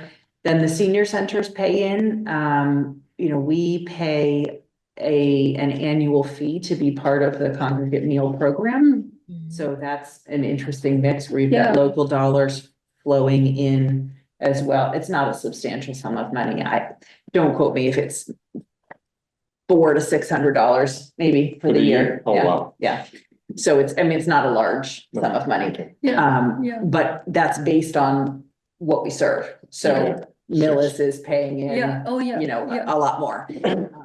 So, yeah, but I think that's a great thing Yeah. for the You'd board. almost think that the backroom accounting necessary to keep track of all that wouldn't be worth the 4,600, you know what I mean? It costs more Mhm. work to Mhm. try to keep track of it than Yeah. it does. Yeah, And then if people pay for their meals on Monday and Friday, and some folks do and some folks don't, because it's always a $3 donation, then I have to do the accounting going back, and the town's accountant has to do, like, we have to Make up send. the difference? Do you Yeah. make up the difference, Katie? No, we don't make up the difference. We just surrender, but like we pay out anything that we receive. no, So- we had like 5 drivers that Yeah. in town every day. Well, and that's the thing, like, so when I Mhm. came to Air, the town was paying somebody to deliver Meals on Wheels. And I was like, well, that's crazy. Wow, So, You do volunteers. I didn't get paid, yeah, so, it should be a volunteer and I position. probably did like 40 meals Yeah, myself, yeah. so, yeah. So it's, you know, it's a cost savings to the town to not Mhm. have that person doing that. Yeah. No, because I took the grandkid and, Nice. yeah, So in terms of, so when I get those numbers, I will update this chart Mhm. for, and Tracy will send them to me. I had asked her last week, but, so I'm sure she'll get those to me. So then in terms of there's a new, report out in my senior center that allowed me to look at the van statistics. Mhm. So we were only using my senior center for part of the year in 2022. So that's why the number of riders and total rides looks low. But in 2023, we offered a little over 4,000 rides to 145 people. And then we had a 32% increase in riders from 23 to 24. So we had 191 riders take a total of 4,475 rides. Hmm. And I'm able to break that down by the category of ride. That, like I said, that reporting mechanism is hot off the press. So I'm going to be looking into that data over the next couple of weeks. And whenever we do an update like this next, I'll be able to tell you how many medical rides, how many social rides, how many nutrition related rides, things like that. This is just a set of categories they track. So then the last page of takes a look at that in and out of town user analysis, and I included FY 23, and last time I did this, we were partway through FY 24. So it's really been at a year, slightly less than a year since, no, it was right at the end of, so it's been maybe 8 months since we looked at this last. So the statistics aren't really that different. So FY 23, FY 24, and then the partial year, you know, so 8 months of FY 25. It's a 70-30 to an 80-20 kind of split. You know, as far as who's using the senior center. When you look at, so if I look at FY 25, so that's the far right-hand column. We had 292 users so far this year. 227 of them are in town and 65 of them are out of town. So that's a 78% in-town users, 22% out-of-town users. Right below that, you can look at who those 65 people are. And I apologize, there are 2 different reports. So the first one comes from the person summary statistics and the second one comes from the days at center statistics. So I do realize that in the top, I mentioned 65 out of town users, and in the bottom, I only have 59. It's just the report is pulling from 2 different places. I spent a lot of time trying to find those other 6 people and I could not find them. So they largely are out of town users, come from Shirley. After that, it's kind of a tie between Townsend, Harvard, and unknown. Those 7 unknown users, I think are tax users from last year. We're correcting it this year to make sure that we don't have any single tax clients that we don't have all the appropriate information in order to run these reports on. That was a problem that we started fixing last year. So in terms of the policy of the senior center, though, I thought it was really important to break out differently who may have come one time. So for example, might have one person from Marlboro or Pepperell that comes to get their taxes done versus people who are regular users. So if I look at our very, very regular users, people who are coming more than once a week, 87% of them are Ayer residents. Only 3 people who come on a weekly basis are out of town. And they come from Shirley and Harvard. If I relax that a little bit and I look at people who are coming more than once a month, 50 of them are from the town of Ayer and 14 of them are from out of town. So it's a 78 and 22% split rather than 87-13. And they come from Shirley, Harvard, and Littleton. So I just wanted everybody to have those numbers to refer to. So it really is, by and large, our regular users, be it on a weekly basis or a monthly basis, are almost all Ayer residents. And is that, it might be a helpful conversation for you to have with your colleagues in other towns. Is that split, call it an 80-20 split or 85-15, somewhere in there? Is that kind of typical of the other senior centers? Mhm. Because I know that there are some Ayer seniors who, for whatever reason, a particular class, a particular social milieu, a particular programming time, they access senior services in other senior centers. I'm sorry, older centers. I guess it's, just to understand, if we could understand how many of our seniors are going to some of the other. Yeah, I mean, I can certainly ask, Oh, anecdotally speaking. Yeah. Many of our seniors go to other senior centers. And sort of what Bingo. they're looking or doing, if Yeah. that's possible. Yeah, so Yeah. I can, They go for bingo. Yeah, and I'd just be kind of like, they visit for lots of different programs. and I'd be kind of curious, just is like an 80-20, 85-15 split kind of typical? Yeah, the For, norm. you I can know, ask around and see. Yep, Yeah. But definitely. because Shirley doesn't allow people to go for lunches. Just sort of also maybe Yeah. to understand what types of programs, not that we can do anything about it now, but. For future considerations, what type of programs are they going for? Yeah. Yeah. Yeah. Because I think there's a lot of, So- sometimes it's schedule conflicts, Yeah. sometimes it's, different staff members have different Personality, interests in what they plan or program for. Certain, obviously there are other rooms that are far better than this one for exercise, right? So if you want a particular kind of exercise that we can't offer here, you might go someplace else. Oh, absolutely.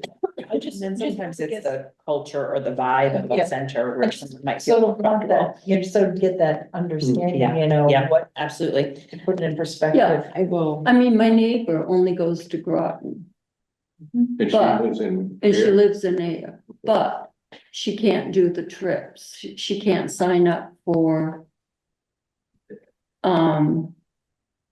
any of the events until Yeah. they've had so many days. Right, so it's really hard to make sweeping generalizations like that. And I see what you're saying, Yeah, because there are several of our seniors that are going on trips with Groton, that are going on trips with Westford, that are going on trips in Littleton. And for whatever reasons, they are able to do it. I'm not saying everybody across the board, how they run but their enrollment is their business.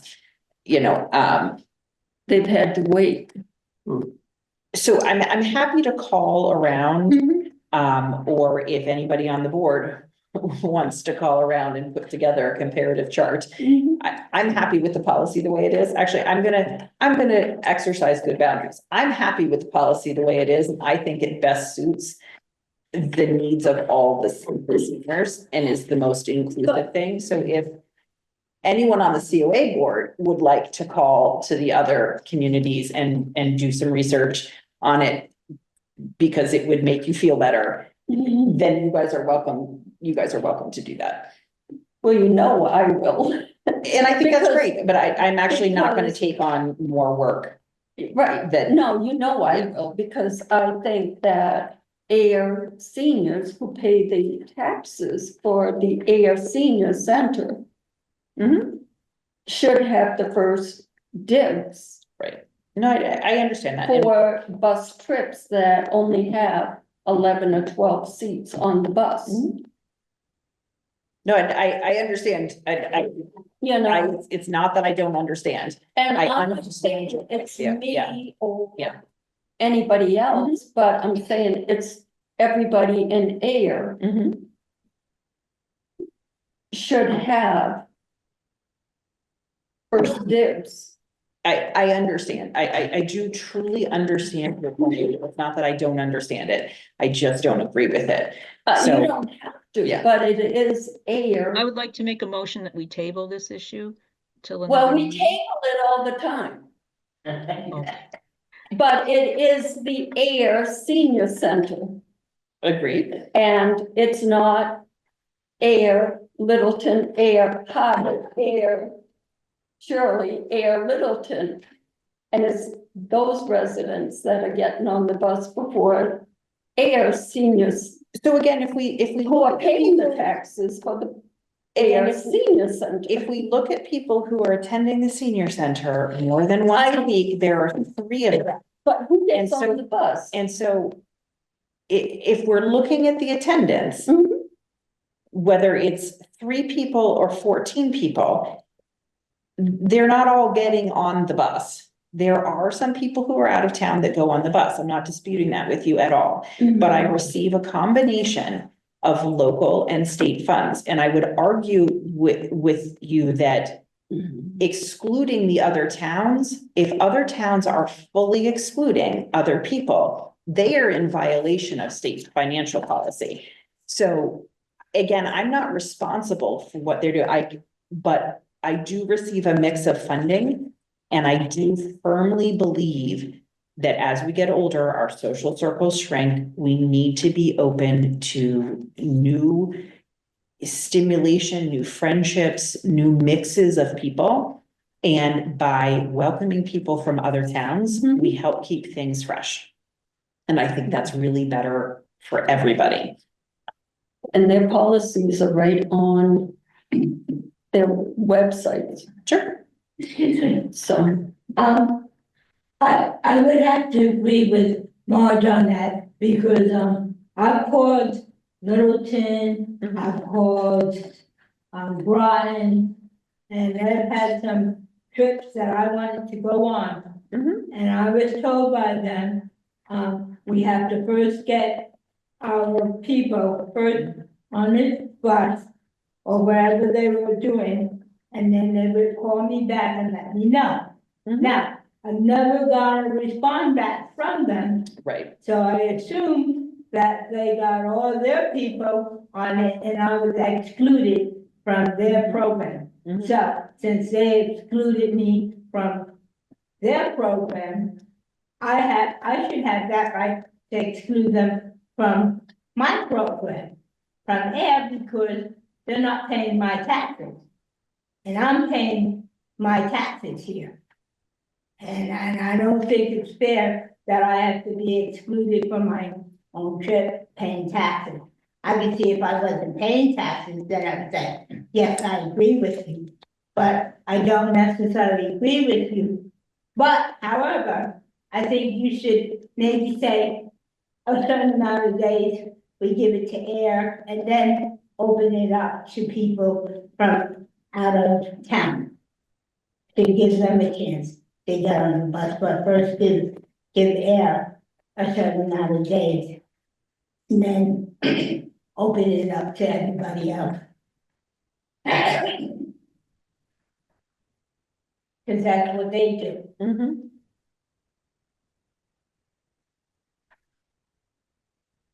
It's personally, it's these comments that at a town meeting are gonna kill the new building. If the seniors of Ayer choose to cut off their nose to spite their face, then that will be the choice No. of the seniors of Ayer. That I won't take responsibility People for. feel that if they can't get Mm. on a bus trip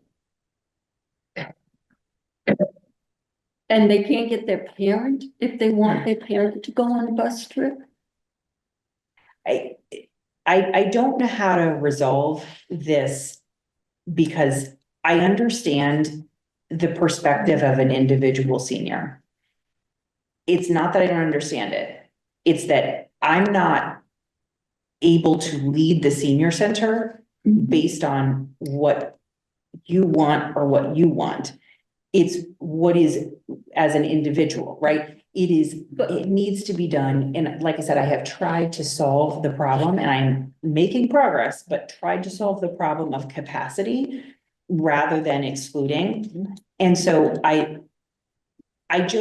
this feels like an impasse because I don't, it's a We- taxpayer thing. Where does the second van stand? I know that we've spent considerable amount It's of a time trying taxpayer to get the second van and driver, I guess. so was it 1st of June? At the end of December, we wrote the memo, to give Robert what he needed to do. And then, he finally sent that out sometime in the middle of January. I got copied on that email, the memo I modified it again for Robert and then, that got sent. So there's also a grant that was written by MART. And it is also a mix of state and federal funding. But that was going to be it would start in July. That maybe there's a grant that will fund for an 18-month period. The second van and driver, a MART grant. But in what level of town funding would contribute to that? In the grant, nothing. And the part that is, the part that's frustrating is that the town pays an assessment into MART. Actually, they pay an assessment into the MBTA and MART gets a piece of that, is my understanding. And so the assessment is like 2 years behind what the services delivered are, right? Because it's not in real time, right? So, there's really no reason why the second van and driver, because everything but the vacation days is covered by MART as a part of that assessment. The only thing that the town pays is the insurance for the vehicle and the, Benefits for, it's not even the whole benefits. It's literally just the paid vacation, the health insurance, life insurance, disability, whatever they want is paid for by MART.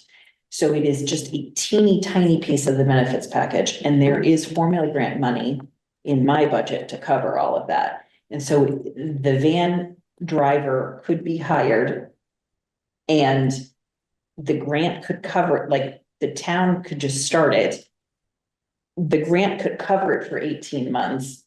And then the town could still cover it. And there, even after that 18-month period of time, it would still take 2 more years for the assessment to kick in. And it's not wholly different than, I'm gonna go into dangerous territory here. It's not wholly different than how we brought on new firefighters. No. Because you have a grant to fund it, knowing that you can start to absorb the impact of that before you actually do, right? So the assessment, and it's not huge money, like in terms of the town budget, the change in the assessment is tiny.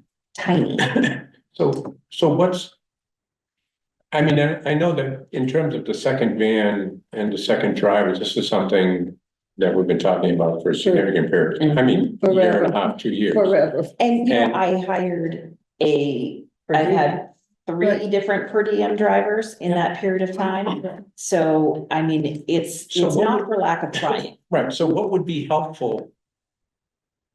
We wrote the letter, and actually I had forgotten that, but we wrote the letter, so presumably Did the letter get sent? Did we write that letter? I mean, I know there was a letter you No, guys you talked went- about. no, you Oh, went the out, memo, the memo to right. Robert indicating what it is he was supposed to be Mhm. telling Mark. And that's, And that's on it. Mark. Yeah. Yeah.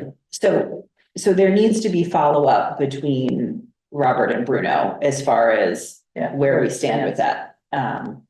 Because they won't post the job until Would additional public advocacy be helpful? public advocacy is always helpful. No, you said something interesting. You said that eliminating people from other towns goes against state law or goes against the grants. Goes against Katie's. Well, No, that's not true. I don't think But it just really- like, let's use the town beach as an example. So- The town beach receives both state and local Yeah. funding. You cannot exclude people from other towns from the town beach But because when you Harvard get does. state. Because Harvard does not take state funding for their pond. That's how they do it. That's why they can do it. So when you receive state funds and town funds, you cannot exclude people based on other towns. So So how What the is town the, does it is they then, Where is What's that that? in general laws? they either pay or In they which chapter exclude the is- out of towners from the park. I don't. That have is, you're welcome, the, you know, if you wanna walk here in If you- Pittsburgh, just- Yeah, have at it, Just so we would. but you're have not to parking your car in the understand town all lot this. next to the beach. But what they do in these senior centers, Yeah. Harvard surely will let you go once a month. So they will let you go, but you're letting them come to breakfast, to lunch. That's different than. But I'm just saying, we should have a sign up availability. Just a week to give Air seniors a chance to sign up. Well, let's see what we get back from the Massachusetts general laws. Yeah. And go from that. I mean, that's the key right there. I do know that in terms of some of the other towns, it's possible that their friends are funding their trips or some of those trips, not the state or federal funding. So that may be part of it, like Groton has its own bus that isn't from or rented from. So that could potentially And be a Mark- good. But Shirley has Yeah. it. I'm just saying, And before they don't, any judgments are made, I would Yeah. prefer to have the yeah, I agree, but I know Shirley statute, has their own bus.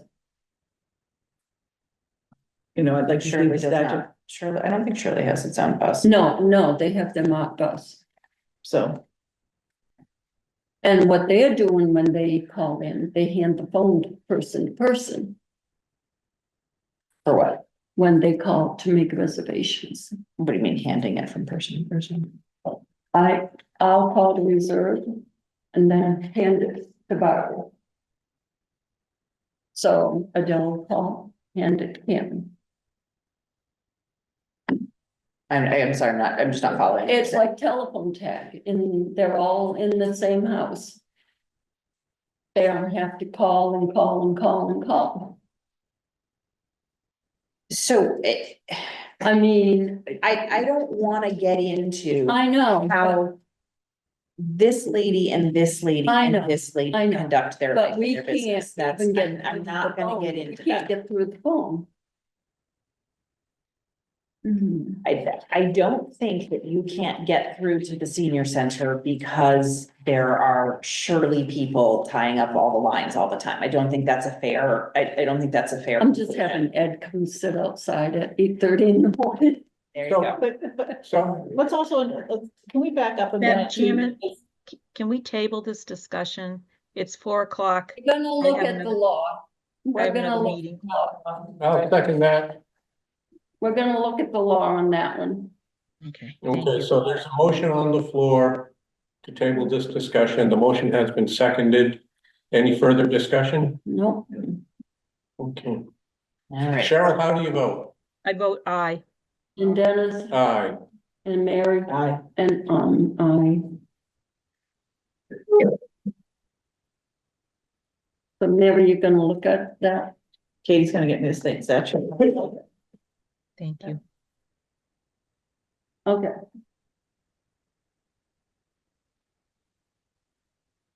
All right, Yep. so Carol, you said you have another meeting to go to. Are you looking for us to table the remainder of the agenda item, discussion I am. items? I am. Okay, If not, if you could excuse me and you can carry on and fill me in. yeah, I mean, it's up to, we have. No, we can. We have two more, so we'll just table those till next time. Yeah. So we'll table the policy and procedure. So I make a Yes. motion that we table the policy and procedure rules and the fire drill discussion until the March My meeting. second. And Cheryl, you vote? Aye. I vote aye. Aye. Mary? Aye. Aye. Public input. So then I think Cheryl, you need Cheryl, to excuse If you need yourself. to, leave- yeah. I do. Thank you, guys. It was great seeing everyone. Thank you. Yeah, public input. Public input. I have a question for Katie, that gave the information about the lending room at the new senior, at the new elderly building. Yeah. Older. The lending room, older. Is that a possibility of where the, the wheelchairs and everything is gonna be? That's gonna be gone away, or is there still gonna be an area in the building that can handle that? So we had originally planned a large room about the size of a one-car garage that would have the exterior bay, for quick and easy filling in. That was connected to the inside of the building as well. So what's left is an exterior closet, which is supposed to be, in the original plan, was intended for the snow blower and other things like that. That remains, as well as some space under one of the staircases to put some things in. So what was originally proposed as a partnership with the Disabilities Commission with that larger room, the Disabilities Commission wanted to be able to essentially have re-equipment. I don't know if you're familiar with that organization. But they do all kinds of low cost and free equipment refurbishing and things like that, including power equipment. Like some of our users use like a power wheelchair or a scooter, things like that. So they were needing a larger space. But in an effort to, cut some of the costs, and this I think is the first attempt at that.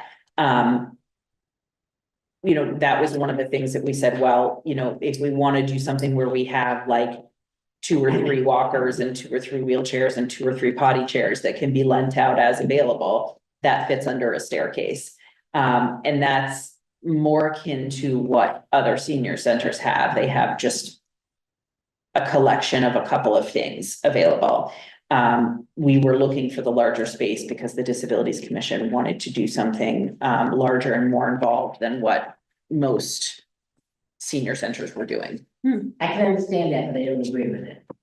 I got several times on the phone, I've got calls from people that, wanna donate a wheelchair, or whether they wanna donate a walker or a potty chair or something that their family has used, they passed away and they wanna send it down, and I think it's important that the new building has more of a space than 3 or 4 things. Yeah. It's important that it's part of it, and I hope that you and Dennis will put my thought to that meeting, because I can't attend them. So, I agree with you. we need it. I do agree with We you. need it. I'm concerned about the space that's left.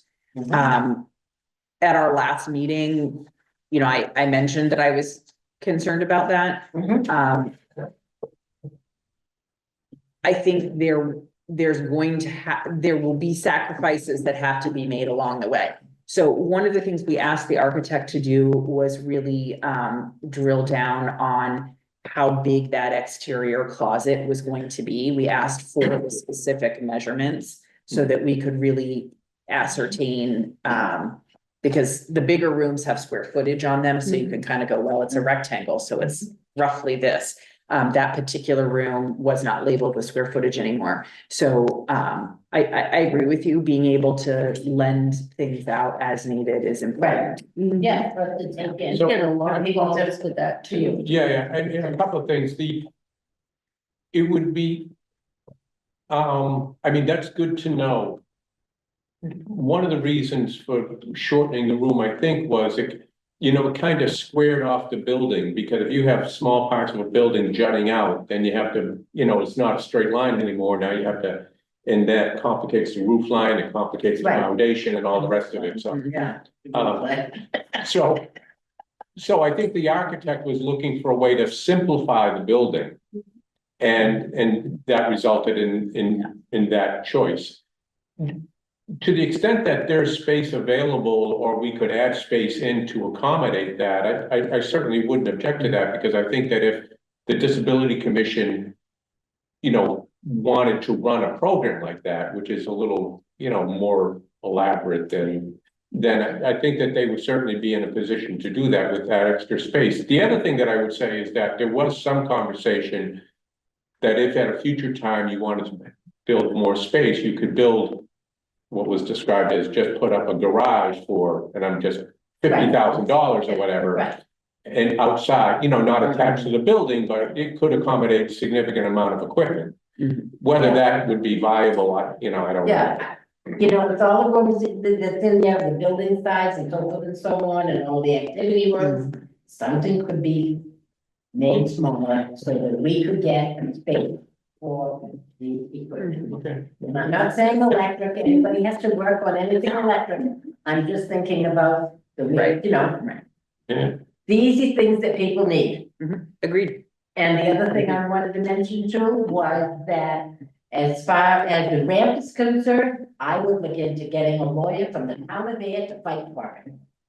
Well, we're not gonna, the town of Ayer won't, I doubt, I mean, I think that would have to come from the residents of Pleasant Street. I think it's gone above and beyond, and whether the three men should be on Brand and Ken and Dan, DPW, and Dan, the three men. Couldn't we get a woman in there? Hey, woman if would she get can try to think it's better. mhm, I think you also gotta wait until you get the disability committee. Yeah. That is, when that comes. Yeah. back, That is gonna get more weight yeah, than when it comes back. the, Okay. what is it? The older person committee. Okay. It's been a fight for 2 years. It has been, and it's You're just, not getting we're not anywhere. getting anywhere, but I think if you get that disability committee, because that's really what we're saying is how you're gonna approach it. I'm just gonna say one thing came before that, and I agree, and I'm not saying anymore with Marge. Katie and I have discussed it, I understand her opinion, and I have mine, and that's the way it is. Yeah. You get to have your opinion. So am I to understand that the senior center is going through? No, so that has not been determined yet. So it will go to a town meeting probably in the early fall. So everyone will need to come out and vote for it. Is that the selectmen board meeting? No, Town meeting. the whole big town meeting at the high school auditorium. The high, oh, I You can't. get the warrant, That one. the one that We'll you run get the the van. warrant, We'll run the van. you get the warrant in the mail. It's kind of like that little booklet with the warrant articles. No, Yeah. I don't. Well, are you a registered voter? No, I'm not a good voter. We'll That's register why I you. don't get it. That's right, because I don't mean to say it that way, but yeah. Gotta get you registered. Yeah. Register, then you'll get the information. Yeah. All right. We'll get you But registered. We'll get you down to town hall and get you registered. we're getting good, But I mean, I think the good news is that we're really getting down to the very specifics now, like how we're gonna fund it, which pots of money. There's always compromise and sacrifice, like I'm losing the walking roof, you know? But that's a significant cost savings. I'm losing a desk, a workstation for an employee. So, but those are compromises that have to be made in order to move the project forward. So, I mean, I don't like it, but that is part of what has to be done. So There's space allotted for growth. I had a lot of the space for growth and it got taken away. And I mean, So, yeah. like even just in general for like some of the rooms that they're gonna be made with the temporary walls, so is it easier to take down a wall and expand this into another space? The as slide opposed walls. to- You mean like the slide walls, or do you mean like an actual Making the construction wall? building bigger in the future? No, more like, I think it has to do with using some of the, how they put in the interior. Or not, girders, I'm not aware of that yeah, all now. right. I'll go do that. One of the things that the architect has said is that additions to his buildings don't typically work very well, because you spend all that money and towns are typically This is not. more internal, so Right. you know, you've got this little room here, but. Oh, you mean in terms of how it's framed out? Yeah, so Um, that it's easier to change it. yeah. The use changes. So I mean, it is a steel frame building, so it's not, you know, it's not gonna have a million trusses, and I Okay. mean, the floors on each level are concrete with steel. So you're not, it would be like a commercial space in the sense that you know how they reconfigure those Yeah. commercial spaces all the time, because it's really just throwing up studs and drywall, and they're not even structural, they're just right. So I guess from that's that more- perspective, yeah, from that Okay. perspective, and I'm not a construction person, but yeah, from that perspective, I think the answer to your question is yes. And what the I'm sorry. what the architect said is it is the largest room, you know, the main function room on the first floor, which can accommodate, I want to say 140, 150 people. That is kind of the single most important thing that can't be changed in the future. So at all costs, that room has to be as large as you think it should be and as large as you think you might need in the future. So if at some of the larger, I don't know, Christmas or St. Patrick's Day or whatever, that if you think that you've got, I don't know, 90 people now, but 4 years from now, you might need 130. I mean, that's the room that you can't, because when we were in, and actually a couple of places, most recently in West Boylston, they had their larger room. And there was some kind of card game, going on, and it was packed. And it was packed to the point where it would have been uncomfortable to navigate between the tables kind of thing, because everybody is playing cards, et cetera, et cetera. So all of this to say that in terms of the building size, that was the room that the architect highlighted as, you need to make this particular area as large as you possibly can to accommodate the space you're gonna need. So, and I think we've done that. Yeah, and is there a wall that's gonna be? There is a divider. We are currently in budget conversations.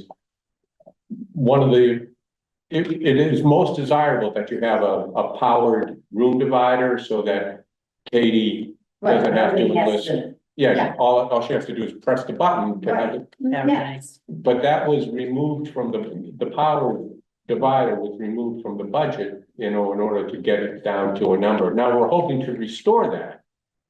Because if we don't have that power divider, then it gets awfully clumsy to divide the room and then open it up again. So, Well, the ad alternate was all in, it wasn't talking about powered versus non-powered, was it, or did I just black I out think- in that part of the conversation? no, I think that the one in the larger space was always gonna be powered. Right, okay, all right, gotcha. Yeah. Yeah, because they were talking about whether to do the upstairs one at all. Now, Oh, well, ideally, we would have them both. yeah, Yeah. Well, whether the upstairs one should be powered, you mean? yeah, Yeah, I see. that would be fantastic too, yeah. Yeah.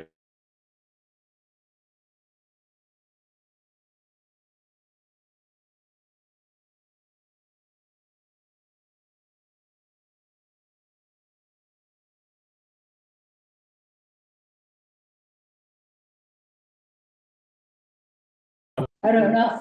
You want to?